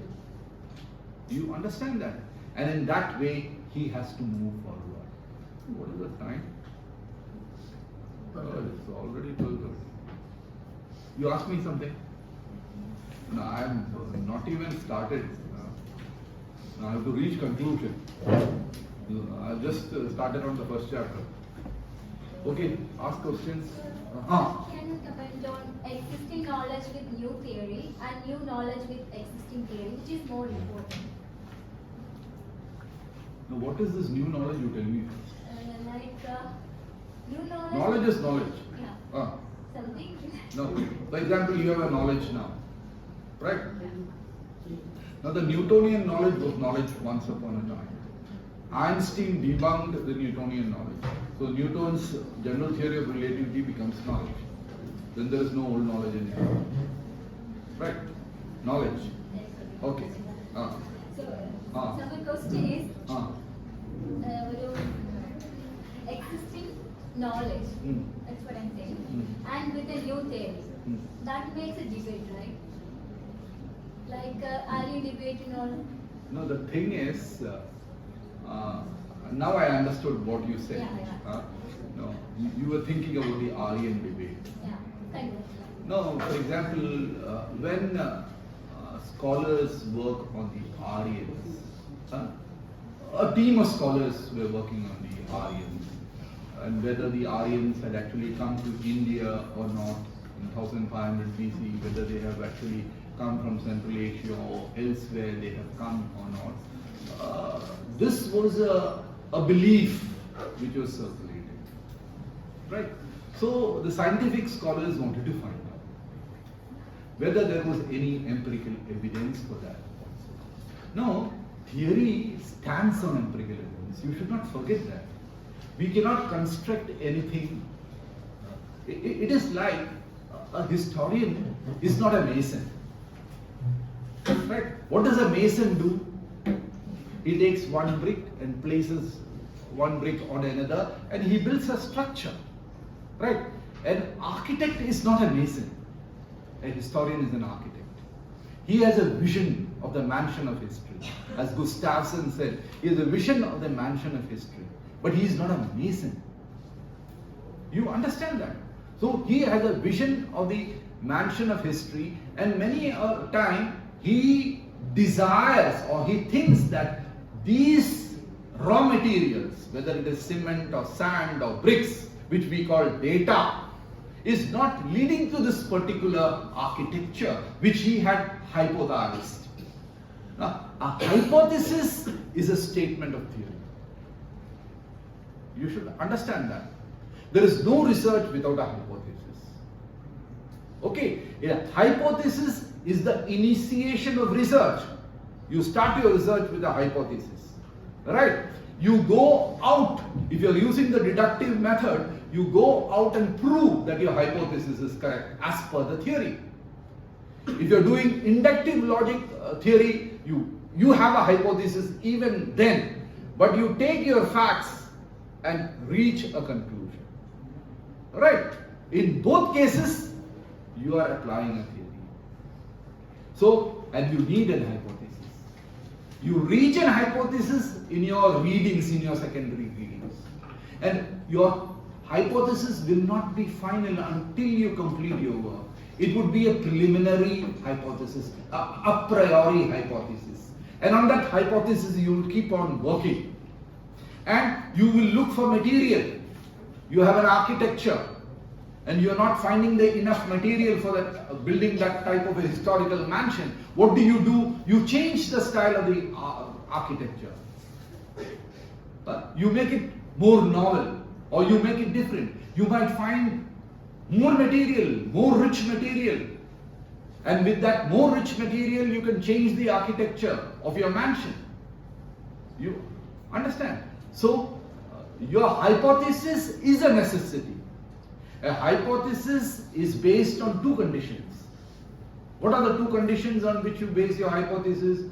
One is a macro understanding of your subject. Now, for example, you are studying about the salt satyagraha, the Quit India movement, anything you are studying. You are all familiar with the Quit India movement, isn't it? So, now the Quit India movement is your micro level research.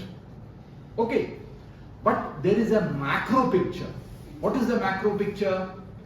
It is colonialism, imperialism. How world colonialism had led to a huge war called the World War II. And what were the determinants of the World War II? You have a picture of the whole world. You cannot understand the Quit India movement without understanding imperialism. You understand that? You cannot understand the Quit India movement without understanding the Second World War. You cannot understand the Quit India movement without understanding colonialism. Right? You cannot understand the Indian National Army and Subhash Chandra Bose without understanding colonialism, imperialism, the Second World War. Can you? You cannot. So they are all interlinked. Don't forget how they are interlinked. And if you think they are not interlinked, you are living in a fool's paradise. Because without the Second World War, without colonialism, without the anti-imperialist struggle, there would have been no Quit India movement at all. That is why the Quit India movement is also called the spontaneous revolt. It was a revolt which was spontaneously brought about by the forces of colonialism. You understand that? It is also called the August Revolt because it occurred in August. You understand that? So, these factors have to be taken into consideration. So, when you study a topic, you should understand. Just like a psychologist, you have a small problem, you have depression. In your hostel, you have a problem with depression. What does a psychologist do? He asks you for your whole history. He gives you 4 or 5 sittings. Instead of giving a very poor psychologist to give you a medicine. He or she would listen to you, your whole history, and then she will diagnose what your problem is.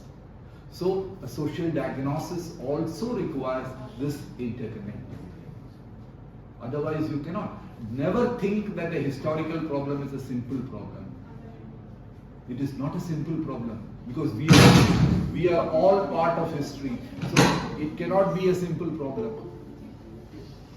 It cannot be a simple problem, isn't it? Because you all know how complicated you all are. No?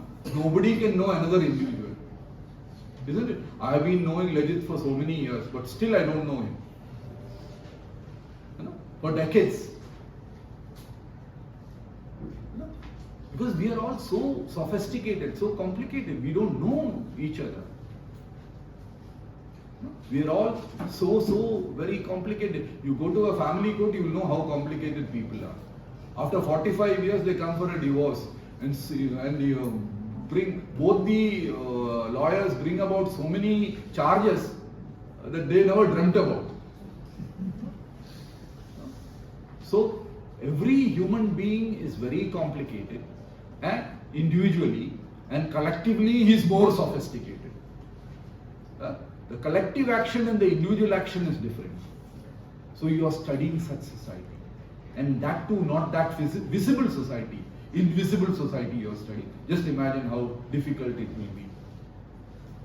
I am I envy you all, you know. I am very sad that you became students of history. Such difficult task you have to undertake. The economics student, sociology student, political science student only study what they see in front of their eyes. You have to study what you see in front of your eyes and also what is invisible. Your study is a diachronic reading. No? What is a diachronic reading? It is a reading across time. Theirs is a synchronic reading. So it is easy for them. If Auguste Comte and Max Muller and Emily Durkheim had not left historical studies and started sociology, they would not have reached anywhere. Because history is so difficult. They studied only about their past and became very famous. They studied only about the present and became famous. You are studying, many layers of life, multi-dimensional study. So your topic is challenging, and you should prepare yourself for the challenge. Keep on reading. Actually, the smartest students in any campus should be history students. Because it's such a difficult job that they are undertaking. Understand that? Okay, questions? If you don't ask questions, I am very sure that you don't know to frame questions. Related to hypothesis. What is the role of probabilities in creating hypothesis? Probability. What is the role of probabilities in creating hypothesis? Like this is the problem of probability of 1 in million, 1 in 100. How can arrange the probability of the hypothesis in this? No, in a social science hypothesis, it is not arithmetical. Right? It is not arithmetical that you put a percentage to it. It is a logical, rational conjecture which you arrive by studying society of the period. You are studying a topic located in a period, right? Your knowledge of the society of the period and your knowledge about your micro topic is both important in framing an hypothesis, right? It is actually an idea or a theory or a knowledge that you would like to put forward which you have already not found in the secondary readings. It is something which you have not found in the secondary readings, right? That is something that you put forward as a hypothesis and you try to prove in the course of your research, right? One more question. How can we differentiate correlations and causation? No, causation is an altogether different aspect. In fact, there is no history without causative factors, right? Correlation is when you relate things with each other. It is a more of a simplistic thing. But causation is, it is a phenomena which is subterranean and visible at the same time. Even Herodotus and Thucydides were aware of causation. You know, for example, Herodotus, when he wrote about the Persian Wars, he differentiated between underlying causes and proximate causes. And he said that the underlying causes are like, you know, gathering dry tinder, dry wood, in a hillock, gathering dry tinder. And the immediate cause is putting a match to it. So if you go by the immediate causes alone, you don't understand the historical phenomenon. All history, as Mavick and Carr and Elton and Collingwood, all of them, I said, is the history of causes. You study the causes. Right? Now, I told you earlier that a historian is known by the question he or she asks. At the same time, I'm adding something else. A historian is known by the causes he or she puts forward. Right? Now, for example, a lady historian puts forward a cause. Like, for example, the bureaucracy was responsible for the decline of an empire. A bureaucracy was responsible. No historian had put forward such a reason earlier on. So a new cause comes into being. The bureaucracy. Then she put forward the character of the bureaucracy was responsible for the decline of the empire. Because the bureaucracy, instead of owing allegiance to the state, owed allegiance to the government. So she brings about a dichotomy between the government and the state. Right? So you have to owe allegiance to the state, not the government. And that she brings forward as a causative factor. And she is known by the causative factor. So now, if you study any phenomena, any global phenomena, for example, you study the World War. First, you study about the causes of the World War. Isn't it? Right? Any World War. The causes of the World War. So for any historical phenomena, whether it is colonialism, whether it is the growth of the Indian National Congress, whether it is the growth of nationalism, what are the causes? So many a time, the historian looks for causes. A historian, I told you that when you adopt the interrogative method, the first question that you should ask is why? Why? Why is a difficult question. You have read what Carr has said about that, isn't it? No, if you boil milk in a pan, and when the milk reaches a boiling point, it spills over. Why? Bit difficult to answer. But if I say that if you put water in a pan, it will boil, okay, fine. What happens? That is what happens. But why it is happening? It becomes a big question. Why has India adopted for a particular path? particular path of development, if somebody asks you, it becomes a difficult question. Isn't it? Why did Maharaja Chitratirunal promulgate the temple entry proclamation? What happened, you all know. How it happened, you all know. Where it happened, you all know. But why? You do not know. It becomes another debate. It becomes another investigation. Then so many things come to your mind. Was it the social reform, pressure of the social reform movement? Was it the threat of the Iravas threatening to become Christians? Or was it the threat of the communists coming into power because of that? Or was it the threat of the large community Iravas becoming Muslims? Or was it the intervention of Sir C.P.? So many multiple causative factors come into being. So causes are important because no factor in history occurs by a single cause. And if anybody says that there is a single cause for a historical phenomena, it is untenable, totally untenable. Okay. Any other question? Quickly tell me. None of you are asking questions because none of you participated in the discussion.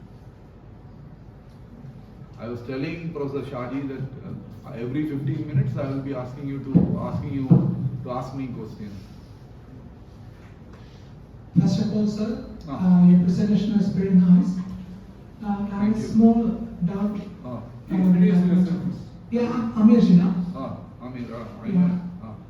When we look back centuries, we know caste segregations and marginalizations were very wide in India. And we know in 1843, I think, slave system has been abolished. But we can see the elements of caste system and slavery is existing in India. So, as a researcher, how can we contribute or how can we work against this problem? This colonization problem also exists in India. Yeah. Actually, colonization was existed since from 1947, but still India is economically colonized. Still. Now I'll answer your second question first because I heard it last. Actually, we were. You still have a question? Okay. Yeah, actually, we were colonized to 1947 by the British, by the Europeans. But still, India is economically colonized by the Westerns. What do you think of it? Yeah, I mean, I actually, if you were listening to me carefully, I spoke about the world systems theory, right? I spoke about Emanuel Wallerstein, and I told you how the whole world is networked and intricately linked to each other. And that linkage is basically economic. It is basically economic, based on economic exploitation. Right from the period of mercantilism and even beyond that. No. Why did the East India Company come to India in 1600? Why did Vasco da Gama come to India in 1498? Why did the Dutch come? Why did the French come? They came to colonize India. They came as traders, but they wanted to establish a trade protocol which would be permanent and to their advantage. And this desire to become permanent led to colonialism. And they worked towards the fulfillment of this desire. So colonialism would continue, exploitation would continue. I spoke about Samuelson's international backwash effect, and I spoke about Wallerstein. I told you how the core country keeps on exploiting the peripheral country. The semi-peripheral country is exploited and also exploits, but not as much as the core country. So this exploitation and interdependence continues. And this, the scientific basis of this was that if you actually put profit to one side, you will see that there are disadvantages in production. For example, there are some countries which can produce steel cheaply. Some countries which do not have iron ore. But they have to import iron ore and produce steel. So the economies of scale would be at a disadvantage to them because they are importing iron ore from far off countries, paying for it and then producing steel. But we have iron ore here, we have coal here, and we produce steel cheaply and we'll sell it. If they produce steel for 50 rupees per ton, we can produce steel for 10 rupees per ton. So why should they produce for 50? They can buy from us. So they will buy from us, and this starts trade to overcome disadvantages. Right? So when the British came to India, that was what happened. They used to buy our raw materials, we used to buy their finished products. But later on, this trade, it got consolidated and it became an exercise in politics and economics, both. And then we have a manifestation of political economy, a manifestation here. And mercantilism is a visible embodiment of that. And that continued. No, like Marx said, politics is the concentrated essence of economics. The definition of Marx. So, you want to exploit somebody economically, you make him underprivileged caste, you exploit his labor, you make him a slave, exploit him. That is economics. So there is internal colonialism. Now we are speaking about, Amir is speaking about international economics. We have internal economics in Kerala. Why Kerala and the whole of India? In which the poor people, the underprivileged, so-called untouchable people were exploited basically for economics. All the other manifestation came from economics, isn't it? They wanted your free labor, isn't it? They wanted your deference, they wanted your money. Even if you are not allowed to enter the temple, you have to throw money. You are an untouchable, because without your money the temple will not function. So you stand at a distance and throw money inside.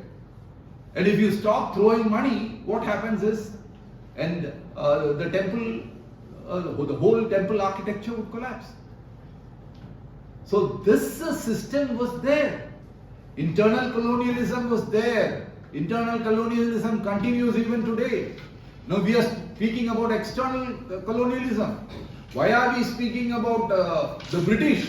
Why can't we speak about the people who have been exploiting fellow citizens in India for such a long time? That continues even today. What was your other question? I forgot the other question. About the caste system. The caste system also came in between. When we look back to centuries, we can see the element of caste system. It was so rigid in India, but I strongly feel the element of caste system still exists in India. Yeah. As a researcher, how can we contribute to society? How can we contribute to society to avoid this caste system? Or in everywhere we can see the religious sentiments. So now I'll tell you, I'll tell you. Now if you are working on the caste system, you should treat the caste system not as a religious manifestation, not something that the gods ordain. It is not as if Krishna or Mahavishnu is saying Jadurvanya Maya Shrishtam Gunakarma Vibhajanam. No. You should look at it in rational terms. Now, I told you how to look at it in rational terms. I told you about the signifier. Now a caste is a signifier.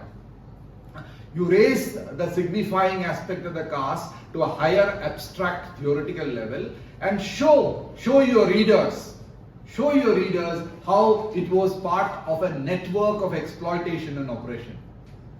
Now, why is the Buckingham Palace and the monarchy still continuing?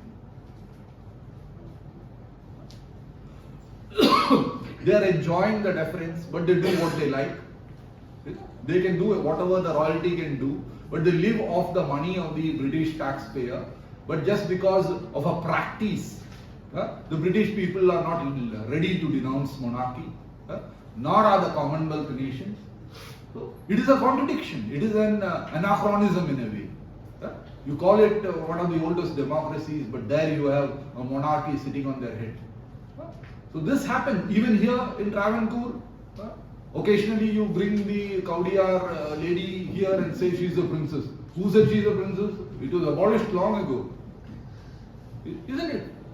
When you bring out notice saying that princess came. Which princess? This is a democracy. There is no princess here. So this is happening, isn't it? So you are not ready to let go. So what happens tomorrow? Even if your son and daughters are born, you will say it is Sanjay Nambudri or something Nair. Now why should you put the caste name? Charity should begin from home. You should forget all that. How that you do that? So we are not ready to let go what we think is something privileged or we think is social capital. We think by giving ourselves a name Nambudri it is social capital. Or giving it some caste name you think it is social capital. Isn't it? And you think even though if you don't have capital you at least have a capital in your name. So that is what you feel. That is what is happening. Okay, next question quickly, somebody else. You can ask questions in Malayalam. Sir, even in 21st century, our society is too orthodox, isn't it? Yeah, do something which is not orthodox. Will you do something which is not orthodox? Sure. Please do that. Yes. Why should you all? I spoke about the binary which the post-structuralist under Derrida pointed out. We actually stick to certain practices in history writing and society which we are not ready to break. So unless scholarship is ready to break that, otherwise the encrusted, accumulated text that we are treating as holy text, that will not be extirpated. That has to be uprooted. That is very, very important. Okay. Good afternoon, sir. Ah. First of all, I myself introduce myself, Premvada. Ah. I'm a scholar. Ah. So, as a pioneer in research, my doubt is regarding the reference of the sources. You already said that mythological stories we are not dressed for that. But at the same time, sometimes we are forced to use these kind of resources because of the lack of the real knowledge. For example, the kind of the epics and Puranas, they are considered as a half history. And how can we overcome these kind of the problems? And second one is related with the secondary sources. For example, there are so many interpretations and different kind of ideologies with one kind of phenomena. For example, in the 1857 revolt, there one said that it is the first war of independence, Shigoi mutiny, and so many interpretations and ideologies are there. So as a historian, how can we control ourselves by using these texts, the influence of the external forces? I don't know about the external forces. You spoke about interpretations. No, as I said, a historian lives by interpretation. Interpretation empirically anchored is the right of a historian. You need not be frightened of that. You can give your interpretation. Only thing is, it should be empirically, rationally and scientifically embedded. You understand? It should be documented. It should be based on documents. With regard, during the early Rankine period, there was an adage, no document, no history. So that adage continues. Document is necessary.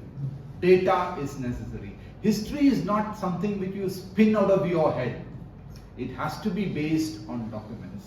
Now, with regard to interpretations, now if you ask a particular kind of question which others don't ask, you get a different answer from the questions, from the data. You are questioning a data. The job of the historian is to interrogate the document, the data. It might be language, which we call semiotics or semiology. You can question a language. For example, language acts like a signifier. Now, for example, if you see the word cool, What does it signify? What does it signify? Cool. Cool, technically, quickly, what does it signify? Cool, she says attitude. Okay, cool. What comes to your mind? Cool. Huh? Opposite of what? Huh? Maybe, she says. So you're getting many. Now, cool can be climate, right? It can be attitude. In America, cool is fashionable. That girl is cool, means she's very high fashion lady. So there are so many signifiers for the word cool.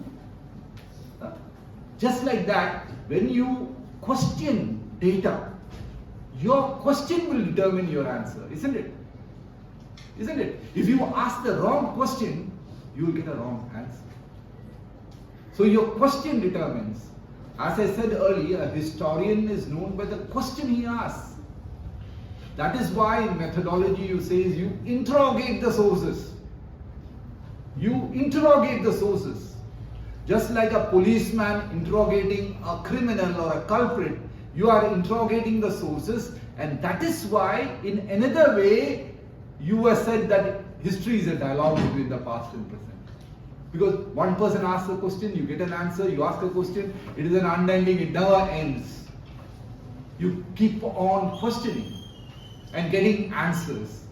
You understand that? So when you get a particular answer and you think that answer is final, and you think that all your research material is leading to that particular answer, the answer you consider to be true, you consider to be your interpretation from the available evidence, then you are 100% legitimate enough to put forward that interpretation. You need not worry at all. Right? Now, I told you about an hypothesis. A hypothesis is influenced by macro and micro impact. Right? Now, during the Sepoy Mutiny, the Britishers, whether it was Forrest or it was any other, or Kay or Malleson, all these people who wrote on the Sepoy Mutiny on the events of 1857. Malleson when he wrote about it, Kay when he wrote about it, Seeley when he wrote about it, Roberts when he wrote about it, they all called it Sepoy Mutiny. Why? Because their perception, their worldview, their colonial attitude, which emanated from mercantilism, pointed out towards the revolt of the sepoys who were their military, isn't it? But to the Indians when they wrote, it was a different perception altogether. They were standing on the other side of the football ground, isn't it? So they called it the first war of Indian independence, because the Indians were revolting against the British. Their macro view and their micro perception led them to their feeling. Now you study both of that and you arrive at a different thing. Now R.C. Majumdar, when he wrote on the Sepoy Mutiny, he said that it started as a Sepoy Mutiny, but later on it became a war of Indian independence. So he was standing on both goalposts, isn't it? So this is what happens. Okay. Come on, any other question quickly? So, if you say particularity is as important as generalization, why do historians work on this particularity? Yeah, look, history is actually a movement from the general to the particular. A general and particular are not islands, disparate and separate. You move from the general to the particular. Now you are studying the political economy of Kerala. During the Second World War, you are studying the political economy of Kerala. That is a particular micro research. Kerala economy during the Second World War, or economy of Travancore. I'll make it more micro. Economy of Travancore during the Second World War. So when you study the economy of Travancore during the Second World War, it is a micro particular intervention. Clear? Right? But to understand that, you have a general understanding of colonialism. You should have a general understanding of imperialism. You have to understand the theory of colonial exploitation, which which manifested through politics in the form of alliances like the subsidiary alliance, made Travancore a captive subordinate state. Right? Subservient to the British, subservient to the resident, subservient to the religious powers which ruled Britain. You understand that?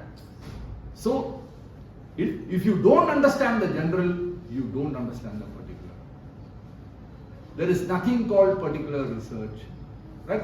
Now, I'll just tell you about what Fernand Braudel said. Even when you study local history, even when you study micro history, that is particular history as your professor said, never forget the universal when you study the particular. Never forget the general when you study the specific. Always put, I was just telling Legit, if he studies about Gauri Amma, he cannot forget about Kerala in the 19th and 20th century. Yeah? In the later part of the 20th century, Gauri Amma became almost a zero. But it was not her condition in the earlier part. She was a firebrand leader. No? So you have to understand the situation. If you don't understand nationalism, if you don't understand colonialism, how can you understand Kerala during the freedom struggle? So that is very, very important. So when you study personalities, you can study personalities. Okay, many research guides actually tell their students to study about historical personalities. Right? You study about Sir C.P. or you study about Patandanu Pillai, etc., etc. Okay, but when you study about those personalities, you should never forget the general socio-political, or as historians say, the general objective reality of the situation. Otherwise, you cannot. Put the individual in the center. I'll give you a very good example. Sarvapalli Gopal, who was the first chairman of the Jawaharlal Nehru University, and Dr. Radhakrishnan's son, S. Gopal, Sarvapalli Gopal, when he wrote his masterpiece on Jawaharlal Nehru. Right? You read that. He wrote his masterpiece on Jawaharlal Nehru, but more than Jawaharlal Nehru, he speaks about the generality of the Indian situation. And he places Nehru, he couches Nehru in the center of that general history. Nehru is placed in the center of the general history. Just like Nehru writing his autobiography. Now, Nehru was a very good historian. And when he wrote his autobiography, or his glimpses of, or his discovery of India, in his autobiography, instead of writing about his family in a particular sense, he was writing about the macro level India. India became his family. You know, when there was light in the Anand Bhavan, the light went off here. So when there was light in the Anand Bhavan, it was as if electricity was coming to the center of the AICC, to India, the resistance movement in India. So he was writing like that. He had a very, very deep sense of history.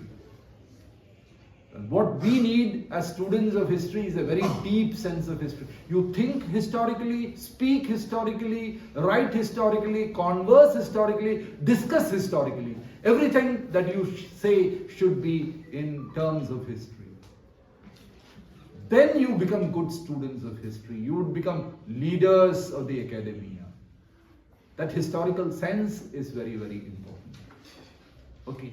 Any other questions? Closely connected with this, I have one more intervention. There is an attitude of compartmentalization in treating history in particular chapters. For example, in many books we see Indus-Valley civilization as a separate entity, Vedic period. But as Rumila Thapar has done, instead of compartmentalization, generalization technique has been. And how do you respond to that? That is the right way of doing. Because in history, there are no compartments. Right? Now, for example, we look at the freedom struggle, it's a compartment. I just tell you, and then we look about the post-independent era as another compartment. The Nehruvian era as one compartment. The Modi era as another compartment. That doesn't happen in real life. It doesn't happen. It is like taking an individual and saying, this is her adolescence, this is her teenage, now she has become an adult. All her reactions during adulthood is what happened, her experience during her adolescence and teenage. You understand? A nation is a living organism. History is a living organism. History, in sociological term, is a living organism evolving from the past, present, and moves on to the future. And when you compartmentalize and say that this is an insulated compartment, you have a Mughal period, and then you have a British period. That was a conspiracy of the rulers of the political economy during that period. Romilla Thapar could understand because she was, as I told you, a thinking student of history. That is why when she wrote, along with Percival Spear, when she wrote the 2-volume work on India, she wrote it in one stretch. You should have continuity. When there is a break in continuity, there is a break in comprehension. You don't understand history. You understand that many of the policies of the Congress during the freedom struggle, many of the policies, many of the compromises we made during the freedom struggle reflected on us, affected the Congress after the freedom struggle. We might have taken that policy because of ad hocism, because we might have taken the policy because of practical necessity, but later on it affected the Congress, the working of the Congress at a later stage. So you can't compartmentalize anything. So it is a continuity. Compartmentalization is jeopardizing the scientific nature of history, which should not be done. Okay, any other question? Very good. Tell me.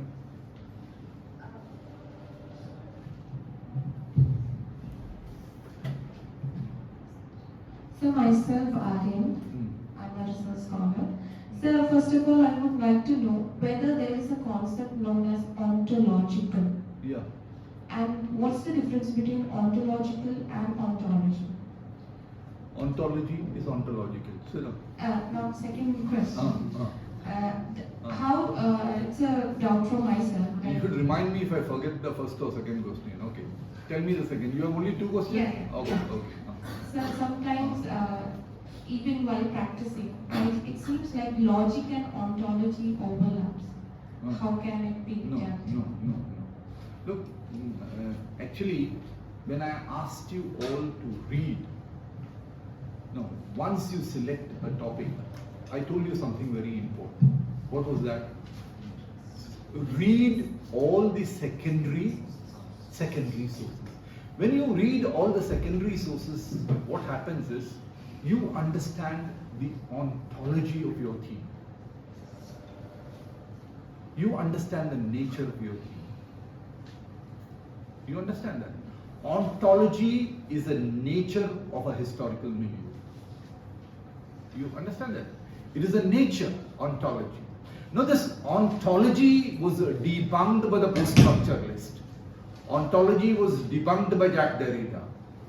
Because ontology creates identities many a time. You understand that? Now if I create an identity like a backward class, this identity creates a binary. What is the binary? A forward class and a backward class. It becomes a binary. And that binary is consolidated by the text and the poster. Right? Then, even if I deliberately forget my creation, you will remember it. And that continues. So the post-structuralists were against ontology. Right? Because there is nothing called nature. So there is nothing called ontology. But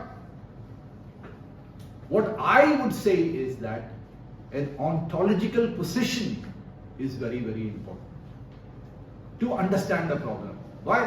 When you study, when you read the secondary sources and you understand, only then you come into grips with your topic, isn't it? Because once you understand existing knowledge, that is secondary reading, you will know what knowledge to create. If you don't know what is existing knowledge, how can you create new knowledge? Simple question.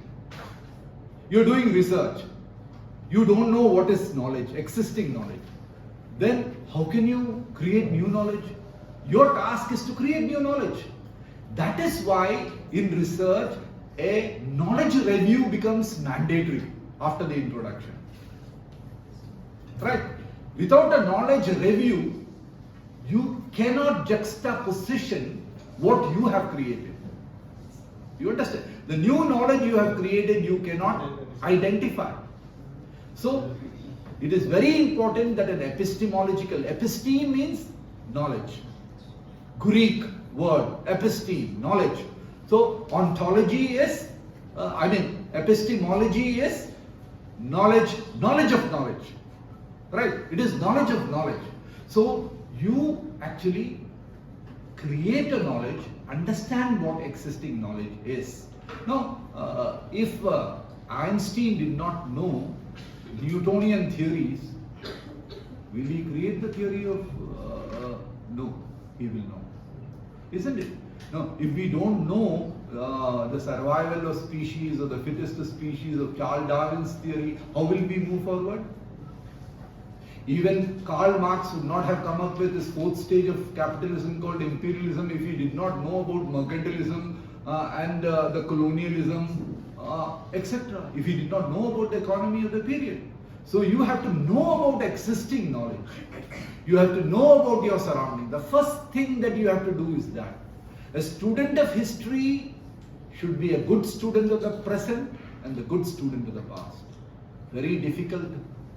Why? Because it is a diachronic reading. It is a reading between the past and the present. If you don't know the present, you don't know the past. If you don't know the past, you don't know the present. It acts both ways. Isn't it? A good student of history. No, Sardar Game Panikkar was a good historian in many ways. Yeah, history of the Dutch in Malabar, history of the Portuguese in Malabar, were very good works in a way. His later work on Mysore was not that good. That is because he was a very good student of the present. He was the only person who was ambassador in two Chinas, in communist China and Kuomintang China. You understand that? So, he was a very good student of contemporary times. A good student of contemporary times is a good student of the past also. Because you see the currents of the past in the present and vice versa. Okay, so ontology basically is a nature of a theme. You understand the nature of your theme. You can understand the nature of the theme empirically and theoretically. You can understand the nature of your theme, which is very, very important. Okay. Any more questions? Thank you for the lecture. Economic Needs Program. Myself, I'm Shobhasov, this is CocaCola University College. So you already taught that a good researcher is to read 300 to 400 books in directly or indirect. Can you explain? I'm still just afraid that 300 to 400. I'm just reading only 2 or 3 books in my last 4 months. I'm just going to the history. So can you explain? Systematically Sit down. No, I was a student of economics for my graduation. I had the highest mark for economics in the university. I opted for history. Right? When I came for history for the interview, my professor, there were 2 professors interviewing me here. One was Dr. T.K. Ravindran and the other was MP Srikumaran Nair. He had just come from Princeton University. A very deep scholar, MP Srikumaran Nair. And both these scholars became my idols for a very long time. And the first thing they did was that, never mind, you come from economics, never mind. Good that you came from economics. We need interdisciplinarity. So you should come from economics. And T.K. Ravindran sir said that he was also from economics. So I said, thank you, sir. Okay. And then they both said, look, you read 150 books. And they started, take down, interview for the MA admission. They're saying, take down. And I was writing. After 15 books, they said, okay, first you read these 15 books. Only then Because you are coming from economics, you should know history also, isn't it? You read this. Huh? They asked me to do that. Right? I'm just giving you ulkaicha. Huh? Okay. Now, when you study a subject, now I told you, every historical subject is a sophisticated domain. It is not as simple as you think. We are making it simple. And when we are making it simple, we are robbing it of the truth. We are robbing it of the dignity. We are robbing it of its uses to the nation. No, nobody wants superficial studies. If your study is rich, everybody wants. Society would read it, will give you credit. So to understand a problem, I told you, if you are studying a problem like Punapravala, for example, how many books you should read? Your topic is Punapravala. To understand Punapravala, to understand the ontology of Punapravala, you have to read about mercantilism. You have to read about colonialism. You have to read about imperialism. You have to read about Indian history at the national level. You have to read about the Congress. And when you read about the Congress, there are so many books, hundreds of books on the Congress. Now what Patabi wrote about the history of the Indian National Congress was not the view shared by other historians. You have to read that. What Tarachand wrote was different from what R.C. Majumdar wrote. Isn't it? So what Sumit Sarkar wrote was definitely different from what in his modern India, from what Tarachand wrote on his 4-volume freedom struggle. So all these books are different, but all these books are very, very important. Now I say I have read Tarachand, I have read R.C. Majumdar, that is enough for me. But when I read Sumit Sarkar, it is a fresh breath. Because many aspects which R.C. Majumdar or Tarachand had not touched, Sumit Sarkar had touched. He brought in different elements into the freedom struggle, which none of us knew existed. He brought in so many different elements, not only nationally, but provincially and regionally. So that gives us a very wide macro picture. And from that, you descend into your topic.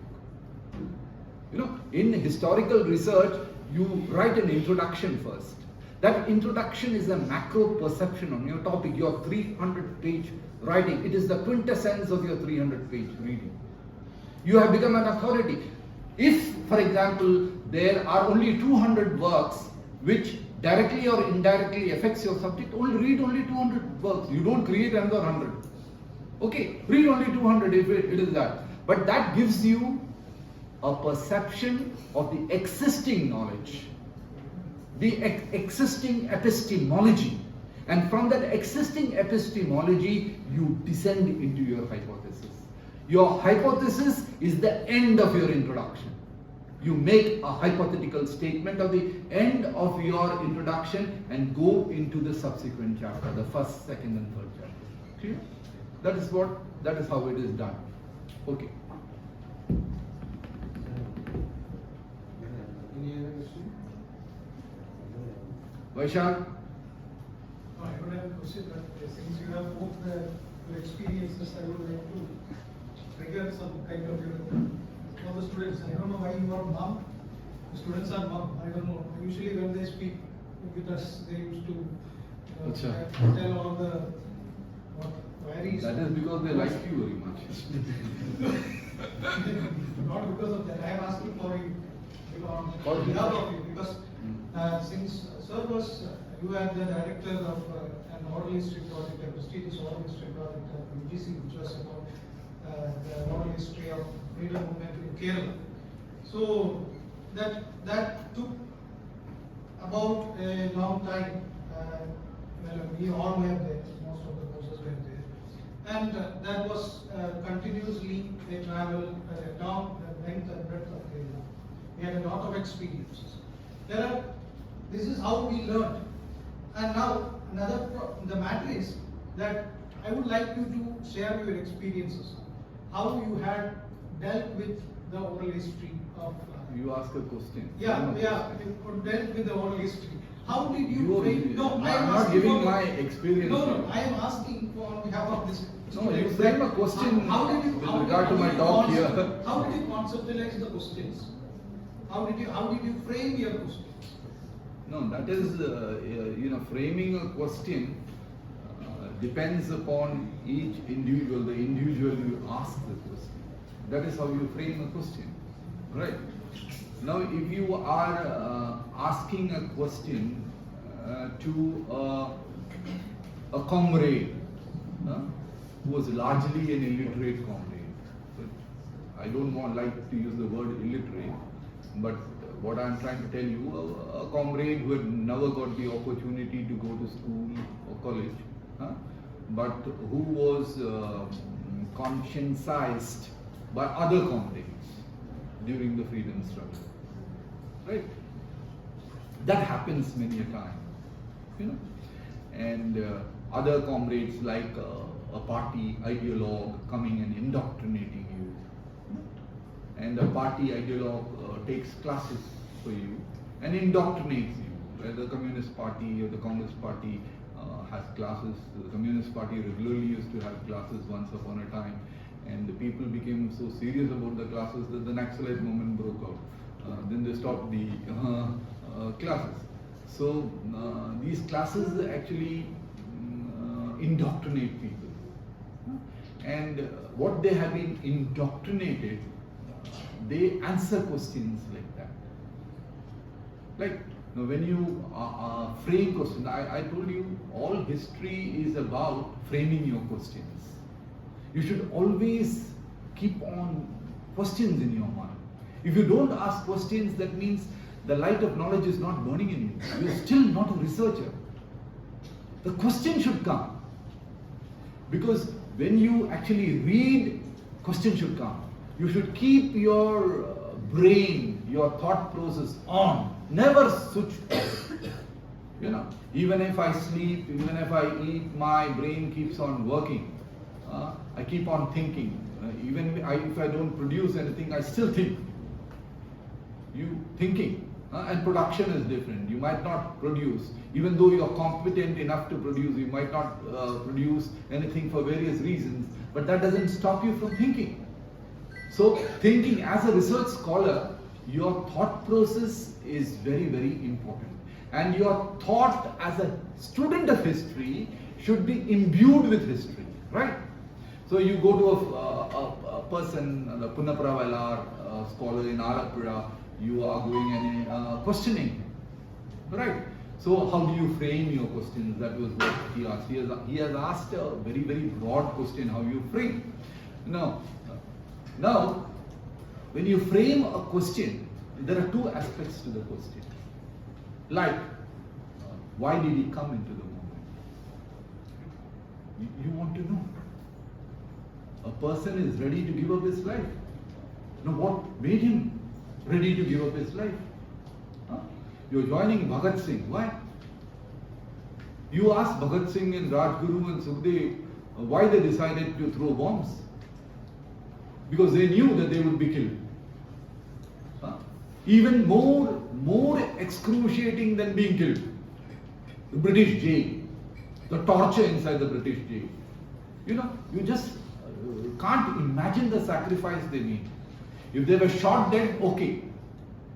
They died. But they were being tortured, questioned for such a long period. If you look at the emaciated condition of some of the pictures inside the jail of Bhagat Singh, you remember the contribution to the freedom struggle fighters were so large. So you have to ask them why. Why you ask the question, why you became a freedom fighter important? Because you want to understand the causes that made a person historically react to a particular situation. Why you are not an Naxalite? Why you are not a rebel? Why another person is a rebel? Why Ajita became a rebel? She was studying in Providence school in Calicut. Why did she become a rebel? Almost an Anglo-Indian style of livelihood. And she decides to go into the forest with 20 to 30 young men, a woman alone, to fighting phantoms, guerrilla style warfare, attacking policemen in Kalasheri, in Tirunelli, and all these places, Pulpalli. Why? Why did she go? Why did a lady, a woman, only daughter of Kunikal Narayan and Mandagini, why did she go? No, there is a saying in revolutionary literature, only 1 in a million becomes a revolutionary. 1 person in a million. So a revolutionary is a different category altogether. So 1 in a million revolutionary. You look at what was the population of Travancore at that time, Vaishal?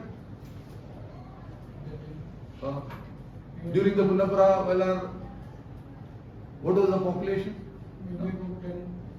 Maybe 10 lakhs. So from 10 lakhs, presume it is 10 lakhs, from 10 lakhs, 1 person is becoming a revolt.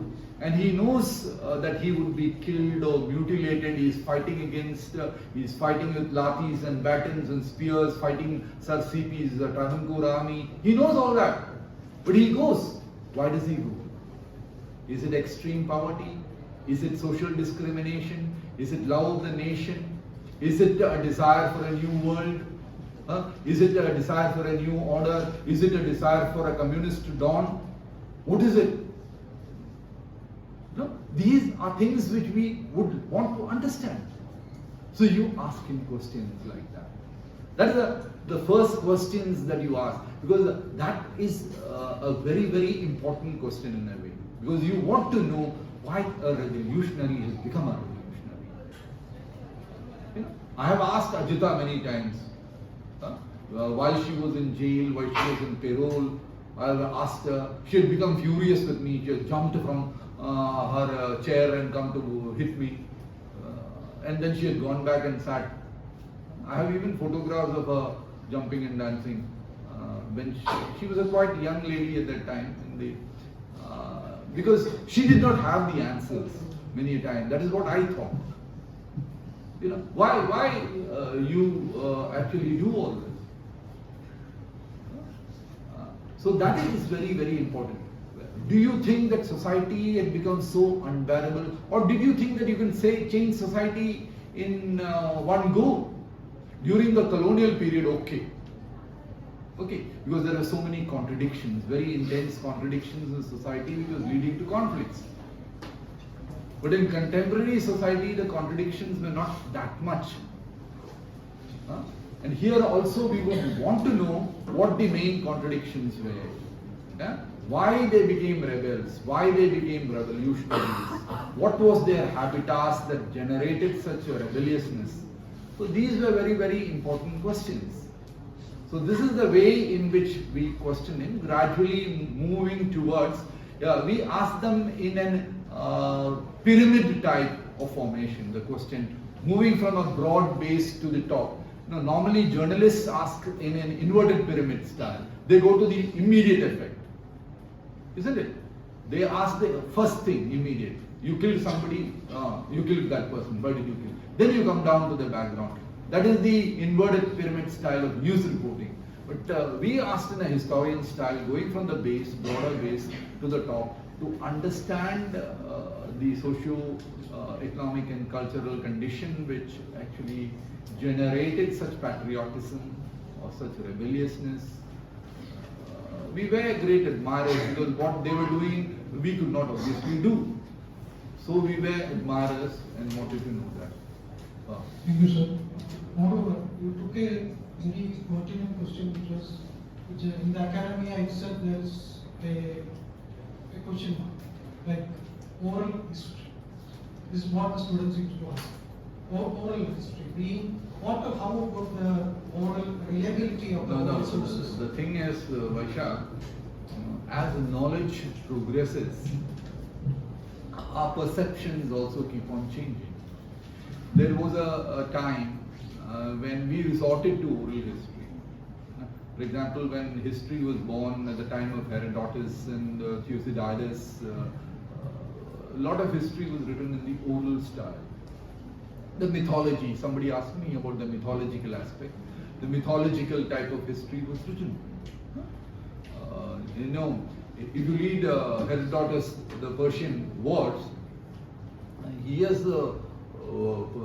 he introduced into it so much of mythology.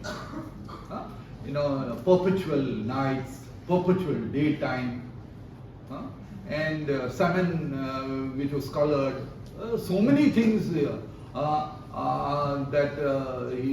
Herodotus has included in his Persian wars. There's a lot of lies in it, in spite of him being the father of history. Lot of myths in it. So myth and legend, which is antagonistic to an historian today, was part of history doing right from the origin of history. Right? And then later on, when we reached the stage of the Berlin Revolution, from Herder to Leopold von Ranke, etc., and even to the French intellectuals like Voltaire and de Maisy and people like Machiavelli, etc., all very fine history writers. During that period, we'll see that they became more scientific and logical, discarding the mythological. Now, there is the post-structuralist belief that just like in language, truth is hidden in language, truth is also hidden in mythology. Right? The thing is, you use mythology, but how do you extricate the truth from mythology? That becomes a big question. How do you extricate the truth from language? Language is an important source of the past, because in language is wrapped culture. In language is wrapped sociology. You have a different language for a Dalit, you have a different language for the intermediate class, you have a different language for the Muslims, all Malayalam. You have a different language for the Christian. So in language is a wrapped culture. You understand that? So you see language as a carrier of history, as a carrier of culture. But how do you use that source effectively? It is like the ISRO people going to France and trying to steal material from France. This I'm telling from the film I saw on the hero, the ISRO spy case hero, and he goes to France, but he doesn't know. He has seen the technology, but how to steal the technology, many people do not know. Similarly, we know that there is a technology, we know that language carries a culture, it carries a signifier, but we do not know how to utilize it 100% correctly. We use it. We use myths, we use legends sometimes, we use totems, we use tattoos, we use many things to understand. Even the post-structuralists have spoken about how to use them and should be used to uncover the past, where you don't find other data. Wherever there is paucity of other data, you look for these data and you use these data as corroborative evidences also. Now, when you don't have corroborative evidences, you look for these data as corroborative evidence and use this data as corroborative evidence. So the more the data you use, the better it is. There was a time, I still remember, when you, just give you an example of Dilip Menon. Dilip Menon is writing in Studies in History, published by the Jawaharlal Nehru University, right? Or any other historian is writing in, Sucheta is writing, and you see, look at the footnote in it. It is so rich. In one reference, you find a footnote 1, and you look at the bottom in the footnote, you will find at least 3/4 of the page full of document evidence, right? And you look at an article from some of our friends here, you will find only one ibid there, and then you will find 25 ibids. One ibid will be followed by another 24 ibids. There is one source is being followed and followed and followed. then you think Ibn is an author. No? Intense research, when you see, that is why it is said that a footnote is the barometer of a study. You look at the footnote and you know how rich the study is. As a scholar, you should ponder over it, you should think about all these things. So multiple footnotes, because you are searching for the truth.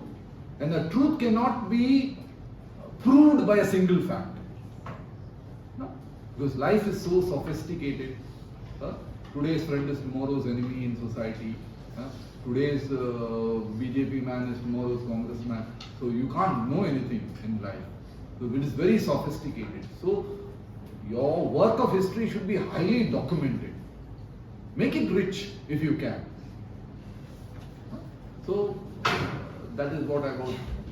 Any more questions?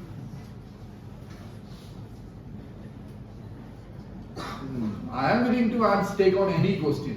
If you are not willing to answer, it is very bad. I just came, I was just curious. Because Shaji sir was saying, he is very good student here. Sir, can I ask you a question? Where did you learn from? Okay, come, ask me.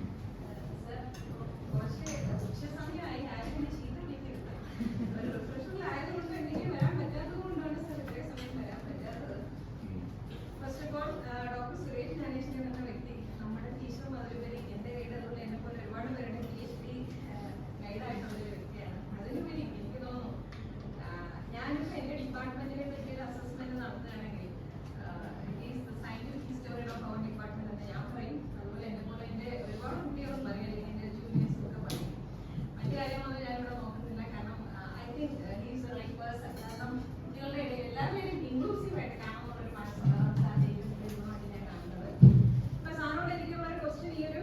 ഇവിടെ പറഞ്ഞ ടോപ്പുമായിട്ട് ബന്ധപ്പെട്ടിട്ടല്ല, രണ്ട് question ഉണ്ട്.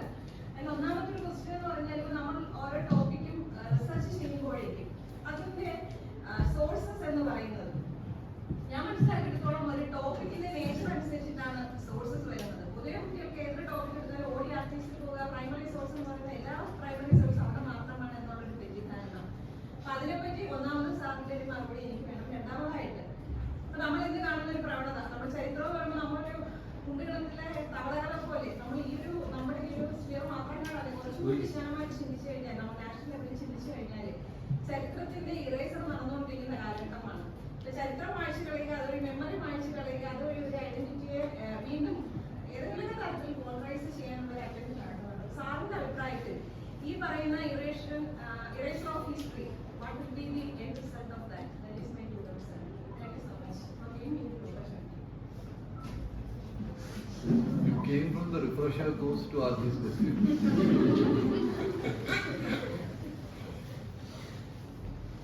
Look, there is a law in economics called the Gresham's law. I told you as a student of economics.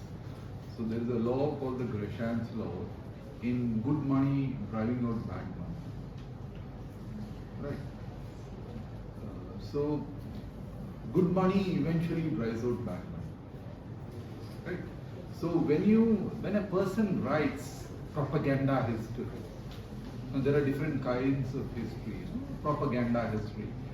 Now I was even when I was a student in the department, I used to tell my professors, many a time, teachers write history according to their caste. If you belong to a caste, you take up people of that, historical personalities belonging to a caste, and write the history. I asked this question to Irfan Habib. I asked this question to Irfan Habib when he came to JNU after he got his Padma Shri. So I was there at that time, and we were told that he would come at 11 o'clock. He came at 4 o'clock. It was winter, and it became dark at 4 o'clock. And he came there, and I asked him, "Sir, why your father Muhammad Ali and you write only about Muslims? Is it because you are a Muslim?" And I asked him also another question. Then I have known that you are a communist. And you have been praising Gandhi all along. So there was a speech. He had received the Padma Shri and he had come over and we were felicitating him in the JNU. And he was speaking about Gandhi in between the felicitation. So I told him, why are you? That is right deviation. That is a reactionary tendency. Why are you a communist? Why are you praising Gandhi? So I asked him a question because he was a communist. He was a known communist. He was a card holder of the Communist Party of Marxist. So I asked him this question. So he looked at me. Where are you from?